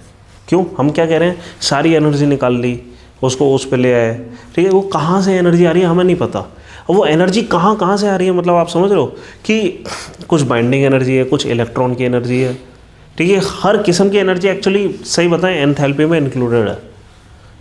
ठीक है, हमने वो सारी एनर्जी निकाल ली तो वो बोस आइंस्टाइन कंडेंसेट टाइप का हो जाएगा। ठीक है, जो सवाल था ना हमारा जो यूपीएससी में आया था, ये इंपॉर्टेंट है कि बोस आइंस्टाइन जो स्टैट्स है इससे निकल क्या रहा है, हम बोस आइंस्टाइन स्टैट से ऑब्वियसली बोसॉन्स तो निकाल रहे हैं, ठीक है, ये चीज़ निकल रही है। साथ में हम ये भी प्रेडिक्ट कर रहे हैं उसके स्टैट से कि जो मतलब 3-4 इम्प्लीकेशन है, और हम अगर ये सारे लिख कर आ गए, मतलब कोई तरीका ही नहीं है साइंस में, अगर 3 ही इम्प्लीकेशन आ रहे हैं तो वो नंबर क्यों काटेंगे कहीं पे, हाँ समझ रहे हो। यहाँ पे 10 में से 10 क्यों नहीं आ रहे मेरे को नहीं पता, अगर सब बात यह हो सकता है सबको नहीं पता इसलिए 10 में से 10 नहीं आ रहे, वरना पोटेंशियली यहाँ पे पॉसिबल है। ठीक है, क्या इम्प्लीकेशन है, एक तो बोसॉन्स हमें मिल गए, दूसरा इम्प्लीकेशन ये है कि वो ये इम्प्लाई कर रहे हैं किसी तरीके से कि इनके स्टैटिस्टिक्स से कि ये पॉसिबल है कि हम किसी चीज़ को उसकी सारी एनर्जी से स्ट्रिप आउट कर दें। जब हम सारी एनर्जी से स्ट्रिप आउट कर देंगे तो उसका टेम्परेचर जो बैठेगा वो -273.15 डिग्री सेंटीग्रेड वहाँ कुछ पहुँचेगा। दूसरी चीज़ ये कि वहाँ पर पहुँचने का मतलब है कि सारी एनर्जी निकल गई, है ना, एंथैल्पी हमने सब कुछ क्या कर दिया, ज़ीरो कर दिया। फिर एक स्टेप और आगे कि जब ऐसा होगा तो उन पार्टिकल्स का बिहेवियर बहुत स्ट्रेंज हो जाएगा। अब वो पार्टिकल की तरह नहीं, वेव की तरह बिहेव करेंगे, purely quantize state, pure standing waves मिलना शुरू हो जाएंगे, है ना। तो ये 3 बड़े इम्प्लीकेशंस हैं इसके, है ना। ये एक्चुअली आंसर लिख कर आना था। क्या, जब एनर्जी नहीं तो वेव मोशन नहीं, इसलिए मैं कह रहा हूँ जो ये जो मैटर वेव्स है ना, इनको स्टैंडर्ड वेव मत मानो। स्टैंडर्ड वेव में एनर्जी चाहिए, ये वेव हैं विदाउट एनर्जी। मतलब ये वेव हैं क्यों, क्योंकि हमें वेवी नेचर मिल रहा है, क्योंकि पार्टिकल यूं चले जा रहे हैं, इसलिए हम कह रहे हैं वेव हैं। जाने के लिए एनर्जी Motion के लिए वो- नहीं चाहिए। अरे आप सोचो ना कि एक रिलेटिविस्टिक फ्रेम में हम तो सब रेस्ट पर है ना, सन रेस्ट पे ही हो तो अपने फ्रेम में, एक और किसी फ्रेम में है, ये सब रेस्ट में है, इनकी एनर्जी नहीं है, और ये हम कोलाइड करके ये कर जाने इंटरफेरेंस हो जा रही है। हम जब इनका पैटर्न ले रहे हैं तो वहाँ पे कुछ मिल रहा है, बेंडिंग मिल रही है ना।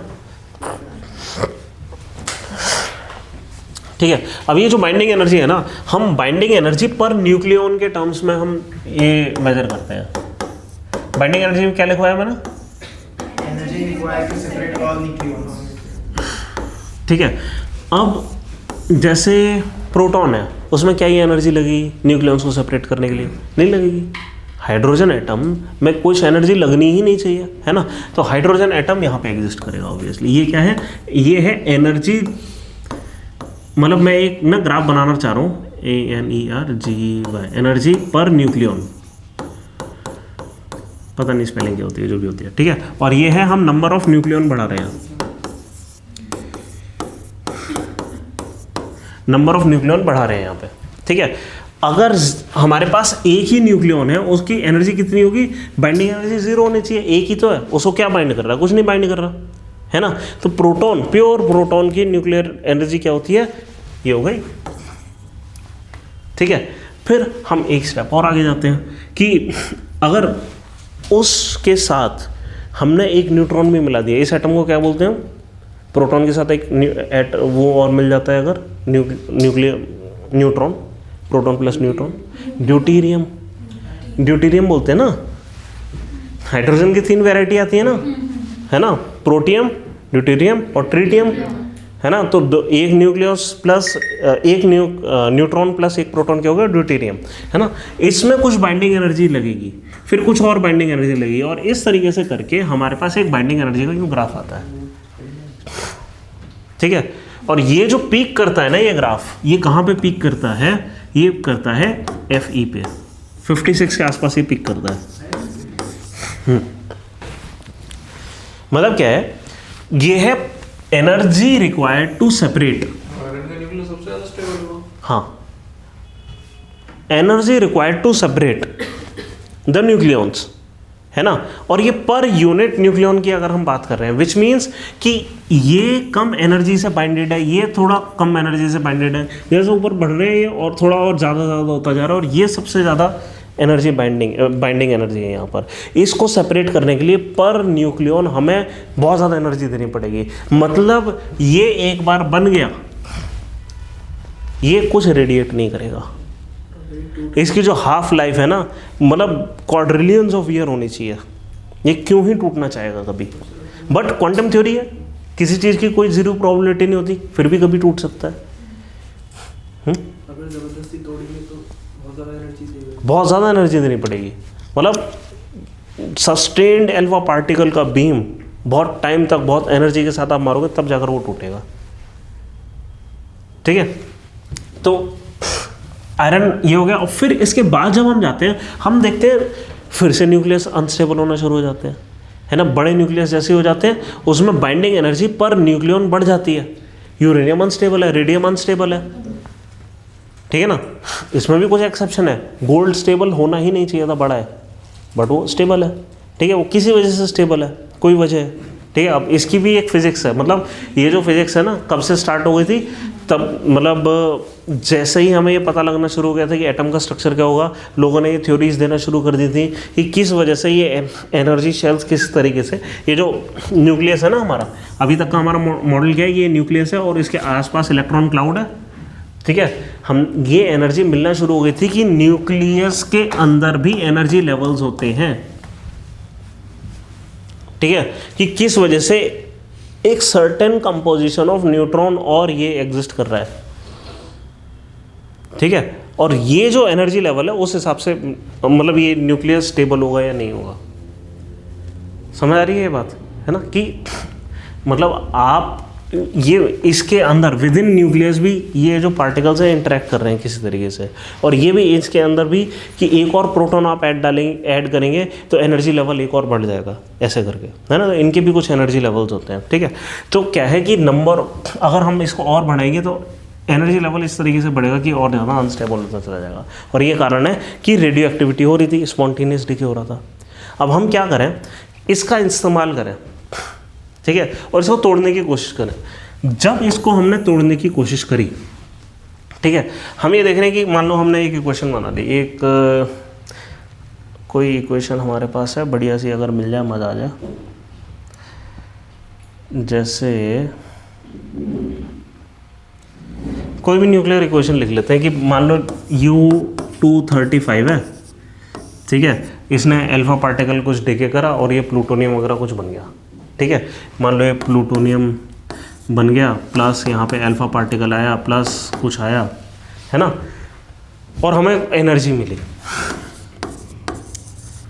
ठीक है। हम क्या करें, इस इक्वेशन को मेजर करने की कोशिश करें। केमिस्ट्री में, केमिकल इक्वेशन और न्यूक्लियर इक्वेशन में पता है सिर्फ एक अंतर होता है, क्या? जब आप केमिस्ट्री में रिएक्टेंट्स एंड प्रोडक्ट के मास को मेजर करेंगे, दोनों बराबर होते हैं। जब यहाँ पे आप मेजर करेंगे ये नहीं होगा, इसका मास आप मेजर करेंगे और इनका प्लस इसका मास मेजर करेंगे, हल्की सी अंतर आएगा, ठीक है। हाँ हाँ, तो होगा क्या कि जितना भी आप मतलब ये क्या कहते हैं, आइंस्टाइन ने ही प्रेडिक्ट करा था कि हम अगर किसी न्यूक्लियस को तोड़ने की कोशिश करेंगे और अगर वहाँ पे मास का डिफरेंस आ रहा है, पक्का हमें एनर्जी मिलेगी, ठीक है। मतलब उसने उसकी रिलेटिविटी ने इतनी सारी चीज़ें एक्सप्लेन कर दी ना, मैडम क्यूरी की रेडियो एक्टिविटी एक्सप्लेन कर दी एक तरीके से। तो सर जब केमिकल रिएक्शन होता है एक्सोथर्मिक, उसमें भी तो फिर मास का डिफरेंस आता है? नहीं, बहुत माइन्यूट आना चाहिए, क्योंकि एनर्जी तो निकली, आप सही कह रहे हो, इतना माइन्यूट आना चाहिए कि मेजरेबल भी नहीं होना चाहिए। यहाँ पे हद से ज़्यादा एनर्जी मिल रही है। उसमें तो रिएक्टेंट का मास आता है और प्रोडक्ट का मास आता है। दिस मास मान लो is M2 and this one is M1, ठीक है। डेल्टा M क्या है? Delta M is M2 minus M1। Energy आपको कितनी मिलेगी, इसको C से मल्टीप्लाई कर दो, this would be the energy, E is equal to mc², ठीक है। किसी भी न्यूक्लियर प्लांट के अंदर आपको कितनी एनर्जी मिल रही है, रिएक्टेंट का प्रोडक्ट का मास माइनस रिएक्टेंट का मास मल्टीप्लाई बाय c², एग्जैक्टली उतनी मिलती है। अब ये हमारे ऊपर है, हम इस एनर्जी को वाकई में एब्जॉर्व कर सकते हैं कि नहीं। हम क्या करते हैं, अब न्यूक्लियर पावर प्लांट कैसे होते हैं, अब आते हैं न्यूक्लियर पावर प्लांट पे, ये समझ आ गया ना। हम अब इस एनर्जी को हमें करना है एब्जॉर्व, उसके लिए हम क्या करेंगे, न्यूक्लियर पावर प्लांट। देखो क्या है, कभी भी अगर एनर्जी मिलती है, ठीक है, उसको अनकंट्रोल्ड एक्सप्लोजन में तब्दील करना आसान होता है, कंट्रोल करना बहुत मुश्किल होता है, ठीक है। तो ज़्यादा बट इम्पोर्टेंट टेक्नोलॉजी क्या है, मतलब आप किस देश को एडवांस मानोगे, जो अपना न्यूक्लियर रिएक्टर बना पाए या न्यूक्लियर बम बना पाए, है ना। क्यों? कंट्रोल करना ज़्यादा मुश्किल है, ठीक है। तो हम क्या करेंगे, हम न्यूक्लियर टेक्नोलॉजीज़ की जब भी बात करते हैं, हम किस चीज़ की बात करते हैं, कभी भी इसकी बात नहीं करते कि बॉम्ब कैसे बन रहा है, हम किसकी बात करते हैं, न्यूक्लियर पावर प्लांट कैसे बन रहे हैं, ठीक है। तो हम न्यूक्लियर टेक्नोलॉजीज़ कर रहे हैं। अब इस पेज का नाम हमने क्या डाला था, न्यूक्लियर टेक ही डाला था, ठीक है। न्यूक्लियर पावर प्लांट करते हैं।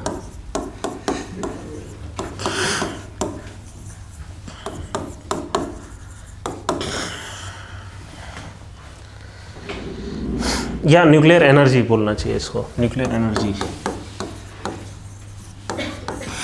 आजकल कंपनीज ऐसा मान यूज कर रहे हैं, स्मॉल मॉड्यूलर, हाँ वो भी हमें करना है, स्मॉल मॉड्यूलर, उसकी ज़्यादा है। हाँ हाँ, जो भी है, अब क्या है कि उसकी एफिशिएंसी उतनी नहीं है, मतलब अभी हम देखेंगे क्या है एफिशिएंसी का जो मतलब। ज़्यादा कंपनीज है ये, जैसे एप्पल या SpaceX, हाँ। ज़्यादातर ये इम्प्लीमेंट कर रही हैं। हाँ, क्यों? क्योंकि वो उनको पूरी एनर्जी को पावर नहीं करना, लेकिन उनको अपने डेटा सेंटर को पावर करना है। और फिर वो ये कह रहे हैं कि यार जब भी हम ये करने की कोशिश करते हैं ना कि इनसे स्टेट से एनर्जी खरीदते हैं, ये बड़ी महंगी देते हैं, अपना ही रिएक्टर बना लेते हैं, और वो बड़ा बनाएंगे उतने उनका यूटिलाइजेशन नहीं है, तो स्मॉल बना रहे हैं। अब क्या है कि है ना, स्केलिंग प्रॉब्लम होती है न्यूक्लियर एनर्जी में, कि आप सर्टेन स्केल पे तो अच्छी एनर्जी ले पाते हो, स्केल को छोटा कर दिया तो फिर आप एनर्जी उतनी नहीं ले पाते। क्यों? आपको करना क्या है, देखो देखो सुनो, इस पर हम आएंगे। पहले हम क्या करते हैं, पहले यहाँ पर डिवाइड करते हैं कि हमारी जो एनर्जी है हमें दो तरीके से मिलती है। यहाँ पे हमने एक चीज़ देखी, बाइंडिंग एनर्जी के हिसाब से हम इन वाले को यूज़ कर सकते हैं और हम इन वाले एटम्स को यूज़ कर सकते हैं, और जब हम इनको यहाँ ले जाएंगे हमें कुछ एनर्जी मिलेगी, है ना। पर न्यूक्लियॉन यहाँ पे बाइंडिंग एनर्जी ज़्यादा है, मतलब क्या है कि वो एनर्जी रिलीज करके और ज़्यादा स्टेबल हो जाते होंगे। तो अगर हमें एनर्जी रिलीज करवानी है एटम से, तो हमें कौन से लेने हैं, या तो अनस्टेबल वाले यहाँ वाले लेने हैं, यहाँ वाले लेने हैं, ऐसे ही काम करना है हमें, ठीक है। जब यहाँ वाले लेकर हम यहाँ पहुँचाएंगे, इसको क्या बोलते हैं हम, फ्यूजन। फ्यूजन। ऑब्वियसली हम छोटे एटम्स को फ्यूज़ करके वहाँ पहुँचा रहे हैं, और इसको हम क्या बोलेंगे, है ना, बड़े एटम को तोड़कर फिर हम एनर्जी ले रहे हैं, है ना, उनको स्टेबल की तरफ पहुँचाने की कोशिश करने हैं, ठीक है। जैसे थोरियम को जब हम तोड़ते हैं ना, सीरीज ऑफ चेन रिएक्शन निकलते हैं। हम तो थोरियम को तोड़ के क्या कहते हैं, आई थिंक प्लूटोनियम के आसपास ही छोड़कर उसको रख देते हैं, फिर उसको ऑटोमेटिकली डिके होने देते हैं, और फिर वो series of decay over the millions of year decay होकर बनता क्या है, फाइनली थैलियम बन जाएगा वो, ठीक है। और थैलियम थोड़ा सा स्टेबल है, वो यहाँ कहीं एग्जिस्ट करता है, ठीक है। तो आप जब समझते हैं कि जो रेडियो एक्टिव वेस्ट है क्यों प्रॉब्लम है, आपने यूरेनियम को यूज़ करा और उसको यहाँ से यहाँ पहुँचा दिया, अब ये वाला जो वेस्ट है थोड़ा सा स्टेबल है, इतनी आसानी से रेडियो एक्टिविटी नहीं दे रहा, लेकिन रेडियो एक्टिविटी इतनी दे रहा है कि वो क्या है कि जब रेडिएट करके यहाँ कहीं पहुँचेगा तब तक उसे बिलियंस ऑफ ईयर लग जाएंगे, समझ रहे हैं। तो रेडियो एक्टिविटी के एंड में जाकर हमें ये चीज़ मिलती है, न्यूक्लियर एनर्जी, ठीक है। चलो आगे चलते हैं। तो न्यूक्लियर एनर्जी हमारी फिर किस टाइप की हो गई, फिशन, इन्फ्यूजन। छोटे एटम को फ्यूज करना मुश्किल है, फिशन करना बड़ा आसान है, क्यों, हाई एनर्जी चाहिए होती मतलब हाँ, मतलब हमें नहीं एनर्जी तो हाई में देनी पड़ेगी, उनकी रेडियो एक्टिविटी को ट्रिगर करने के लिए थोड़ी सी एनर्जी देनी पड़ेगी, बट हाँ आप सही कह रहे हो, फिशन में हमें कम एनर्जी देनी पड़ेगी, क्यों, वो एक पहले से बनी हुई चीज़ है जिसको तोड़ना है।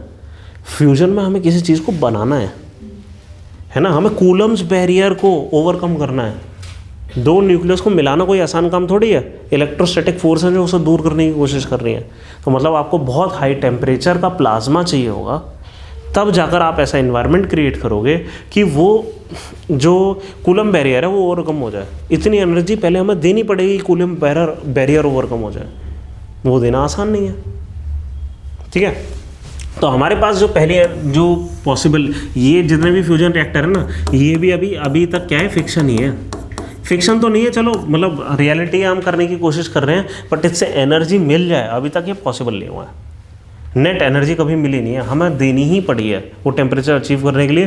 थ्योरेटिकली हमने फ्यूजन अचीव कर लिया, उससे कुछ एनर्जी मिली, लेकिन वो जो जिस टेम्परेचर पे वो एनर्जी मिली, वो टेम्परेचर जनरेट करने में हमें जितनी एनर्जी लग गई थी वो ज़्यादा थी। आज तक हमने कभी इससे एनर्जी ली नहीं है, ठीक है। इससे दी है हमने, फ्यूजन तो अचीव कर लिया है, लेकिन उससे एनर्जी कभी नहीं ले पाए हैं। हम सोच रहे हैं कि हम बैठ कर सन को कंट्रोल कर लेंगे, सन की एनर्जी से अपना यहाँ कुछ कर लेंगे, ये अभी तक नहीं हो पाया। कुछ सर इसका एप्लीकेशन अभी तो हम देखिए वो आर्टिफिशियल सन जो चाइना का टोकामेक आप एक दिन कह रहे थे, है ना, वो सारी चीज़ें यहाँ है, बट ये सब अभी क्या है, फिक्शन मानेंगे हम। इसी जो भी न्यूज़ आती है ना, इसको हमेशा पिंच ऑफ सॉल्ट के साथ मत लेना, पैकेट ऑफ सॉल्ट के साथ लेना, ठीक है। सॉल्टेड चिप्स हैं ये। हमारी जो टेक्नोलॉजी है वो है फ्यूजन, ठीक है। और फ्यूजन में भी हम दो टाइप की चीज़ें करना चाह रहे हैं, यूरेनियम का फ्यूजन और फिर हम थोरियम का फ्यूजन करना चाह रहे हैं। थोरियम क्यों, फ्यूजन है, फिशन, सॉरी, हाँ फिशन। हम दो चीज़ें करना चाह रहे हैं, यूरेनियम और प्रोडक्ट भी होता है उस वजह से कुछ नहीं, क्योंकि दुनिया का 25% हमारे पास है ऐसा कुछ थोरियम का थोरियम का।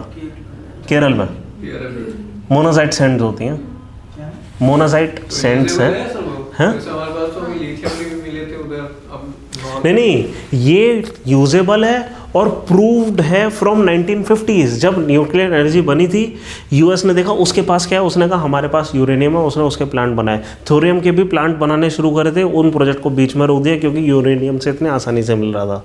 उन्होंने वो ये भी सोचा था कि भाई थोरियम का जो एंड प्रोडक्ट होगा, साइंटिस्ट ने बता दिया ये होगा, यूरेनियम का एंड प्रोडक्ट ये होगा, बेटर है आप थोरियम यूज़ करो। उसके बावजूद उन्होंने यूरेनियम यूज़ करा। हमें पता था कि हमें थोरियम यूज़ करना है। हमारा ये प्लान है ना कि हम इवेंचुअली थोरियम यूज़ करेंगे। ये कब का बना हुआ है, ये नेहरूवियन गवर्नमेंट का बना हुआ प्लान है। हम आज तक नहीं कर पा रहे हैं। इसलिए वो भाभा एटॉमिक रिसर्च सेंटर वगैरह हमने खोले थे और ये सब करा था, ठीक है। हमने भाभा जैसे साइंटिस्ट पे इन्वेस्ट क्यों करा था? इसलिए कि हमें ये थोरियम मिल पाए, मतलब थोरियम की एनर्जी मिल पाए। और हर साल, आप आज से 30 साल पहले अगर पूछते कि इंडियन किसी भी साइंटिस्ट थे कि हम थोरियम यूटिलाइजेशन कितने साल दूर हैं, तो वो कहते हैं 30 साल। आज अगर पूछोगे तो हम कितने दूर हैं, वो बोलेंगे 30 साल। हम एग्जैक्टली हम तब से लेकर आज तक 30 साल दूर हैं उस एनर्जी की यूटिलाइजेशन से। प्रॉब्लम्स आ रही है। हम देखते हैं अभी प्रॉब्लम क्या आएगी, ठीक है। मैं आपको प्रॉब्लम बता दूंगा, उसका सोल्यूशन नहीं बताऊंगा, ऐसा कैसे हो सकता है? फिर तो हम पढ़ ही क्यों रहे हैं, ठीक है। है जी? नहीं नहीं, वैसे कोई प्रॉब्लम नहीं है, हम खुद अपने आप में एक बड़ी प्रॉब्लम है, ठीक है। तो ठीक है, लिखो फिशन। हाँ, इस बार प्रॉब्लम आपके बिना ही आ गई, ठीक है। न्यूक्लियर फिशन क्या है कि when an unstable nuclei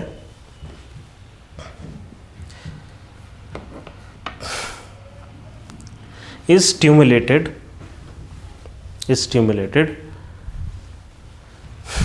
to divide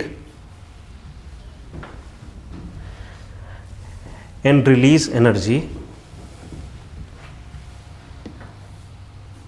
है ना, इसी को न्यूक्लियर फिशन कहते हैं बस, ठीक है। फिर यहाँ पे क्या है कि जब भी हमें फिशन का रिएक्टर बनाना है ना, तो हमें करना क्या है कि किसी तरीके से हमने क्या लिखवा है कि इसको स्टिमुलेट करना है। जितने भी हमारे रिएक्टर होते हैं जनरली यूरेनियम वाले, हम करते क्या है कि रॉड्स के अंदर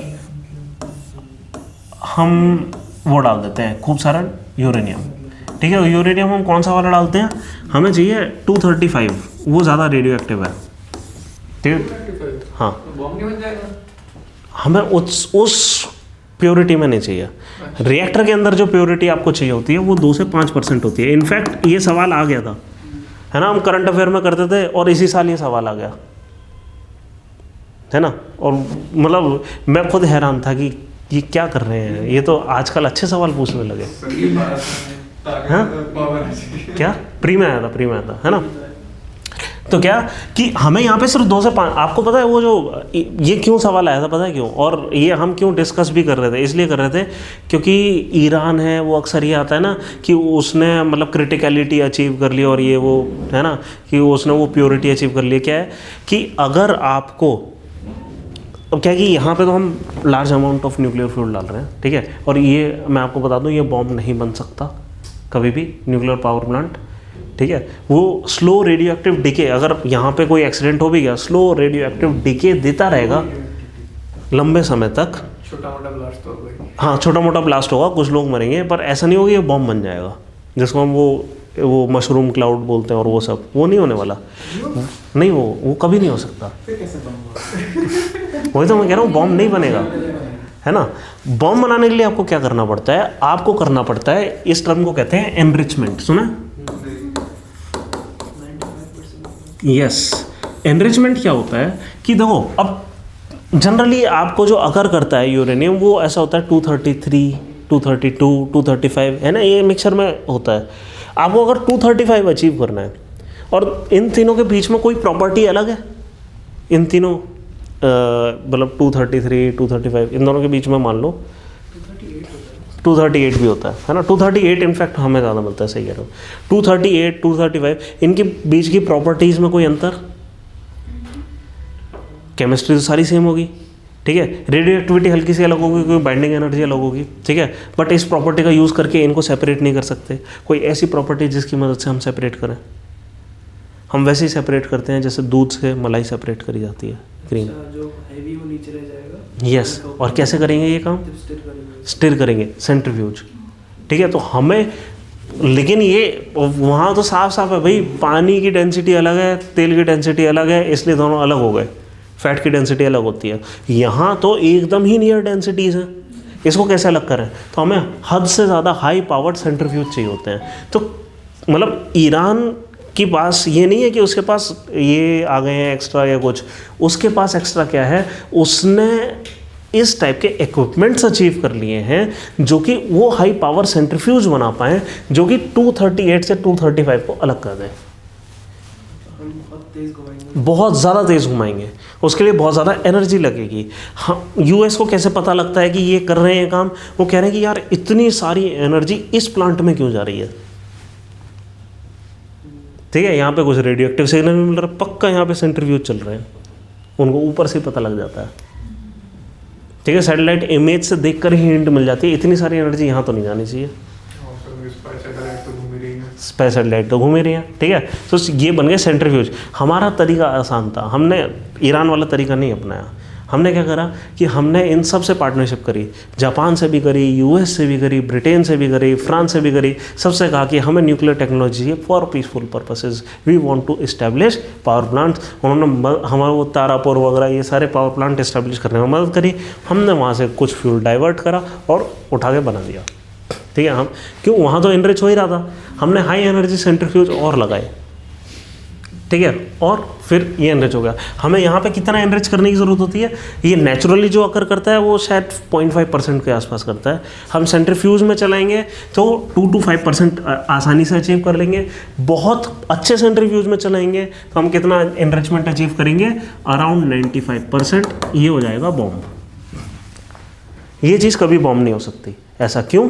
क्योंकि अब बात आती है कि यहाँ पे रिएक्शन कौन सा होता है। ये जो फिशन वाला रिएक्शन है ना, यूरेनियम वाला, हाँ टाइम नहीं बचा, ये कल करेंगे। ठीक है, कल ना यूरेनियम का एक रिएक्शन करेंगे कि ये कैसे होता है, कैसे ये फिशन हो रहा है। ठीक है, और फिर इसको हम कंट्रोल कैसे करें। अगर अनकंट्रोल्ड है तो वो हो जाएगा बॉम्ब। ठीक है, अगर नहीं हो रहा तो हम क्या बन लेंगे? पावर टाइप ऑफ रिएक्टर भी करेंगे ऑब्वियसली, क्योंकि उसी पे तो सवाल आएंगे फाइनली। एक चीज़ है कि जब वो सेंट्रीफ्यूज में घूम रहा है और 95% एनरिचमेंट हो चुकी है, हाँ तो वहाँ पे ब्लास्ट क्यों नहीं हो रहा?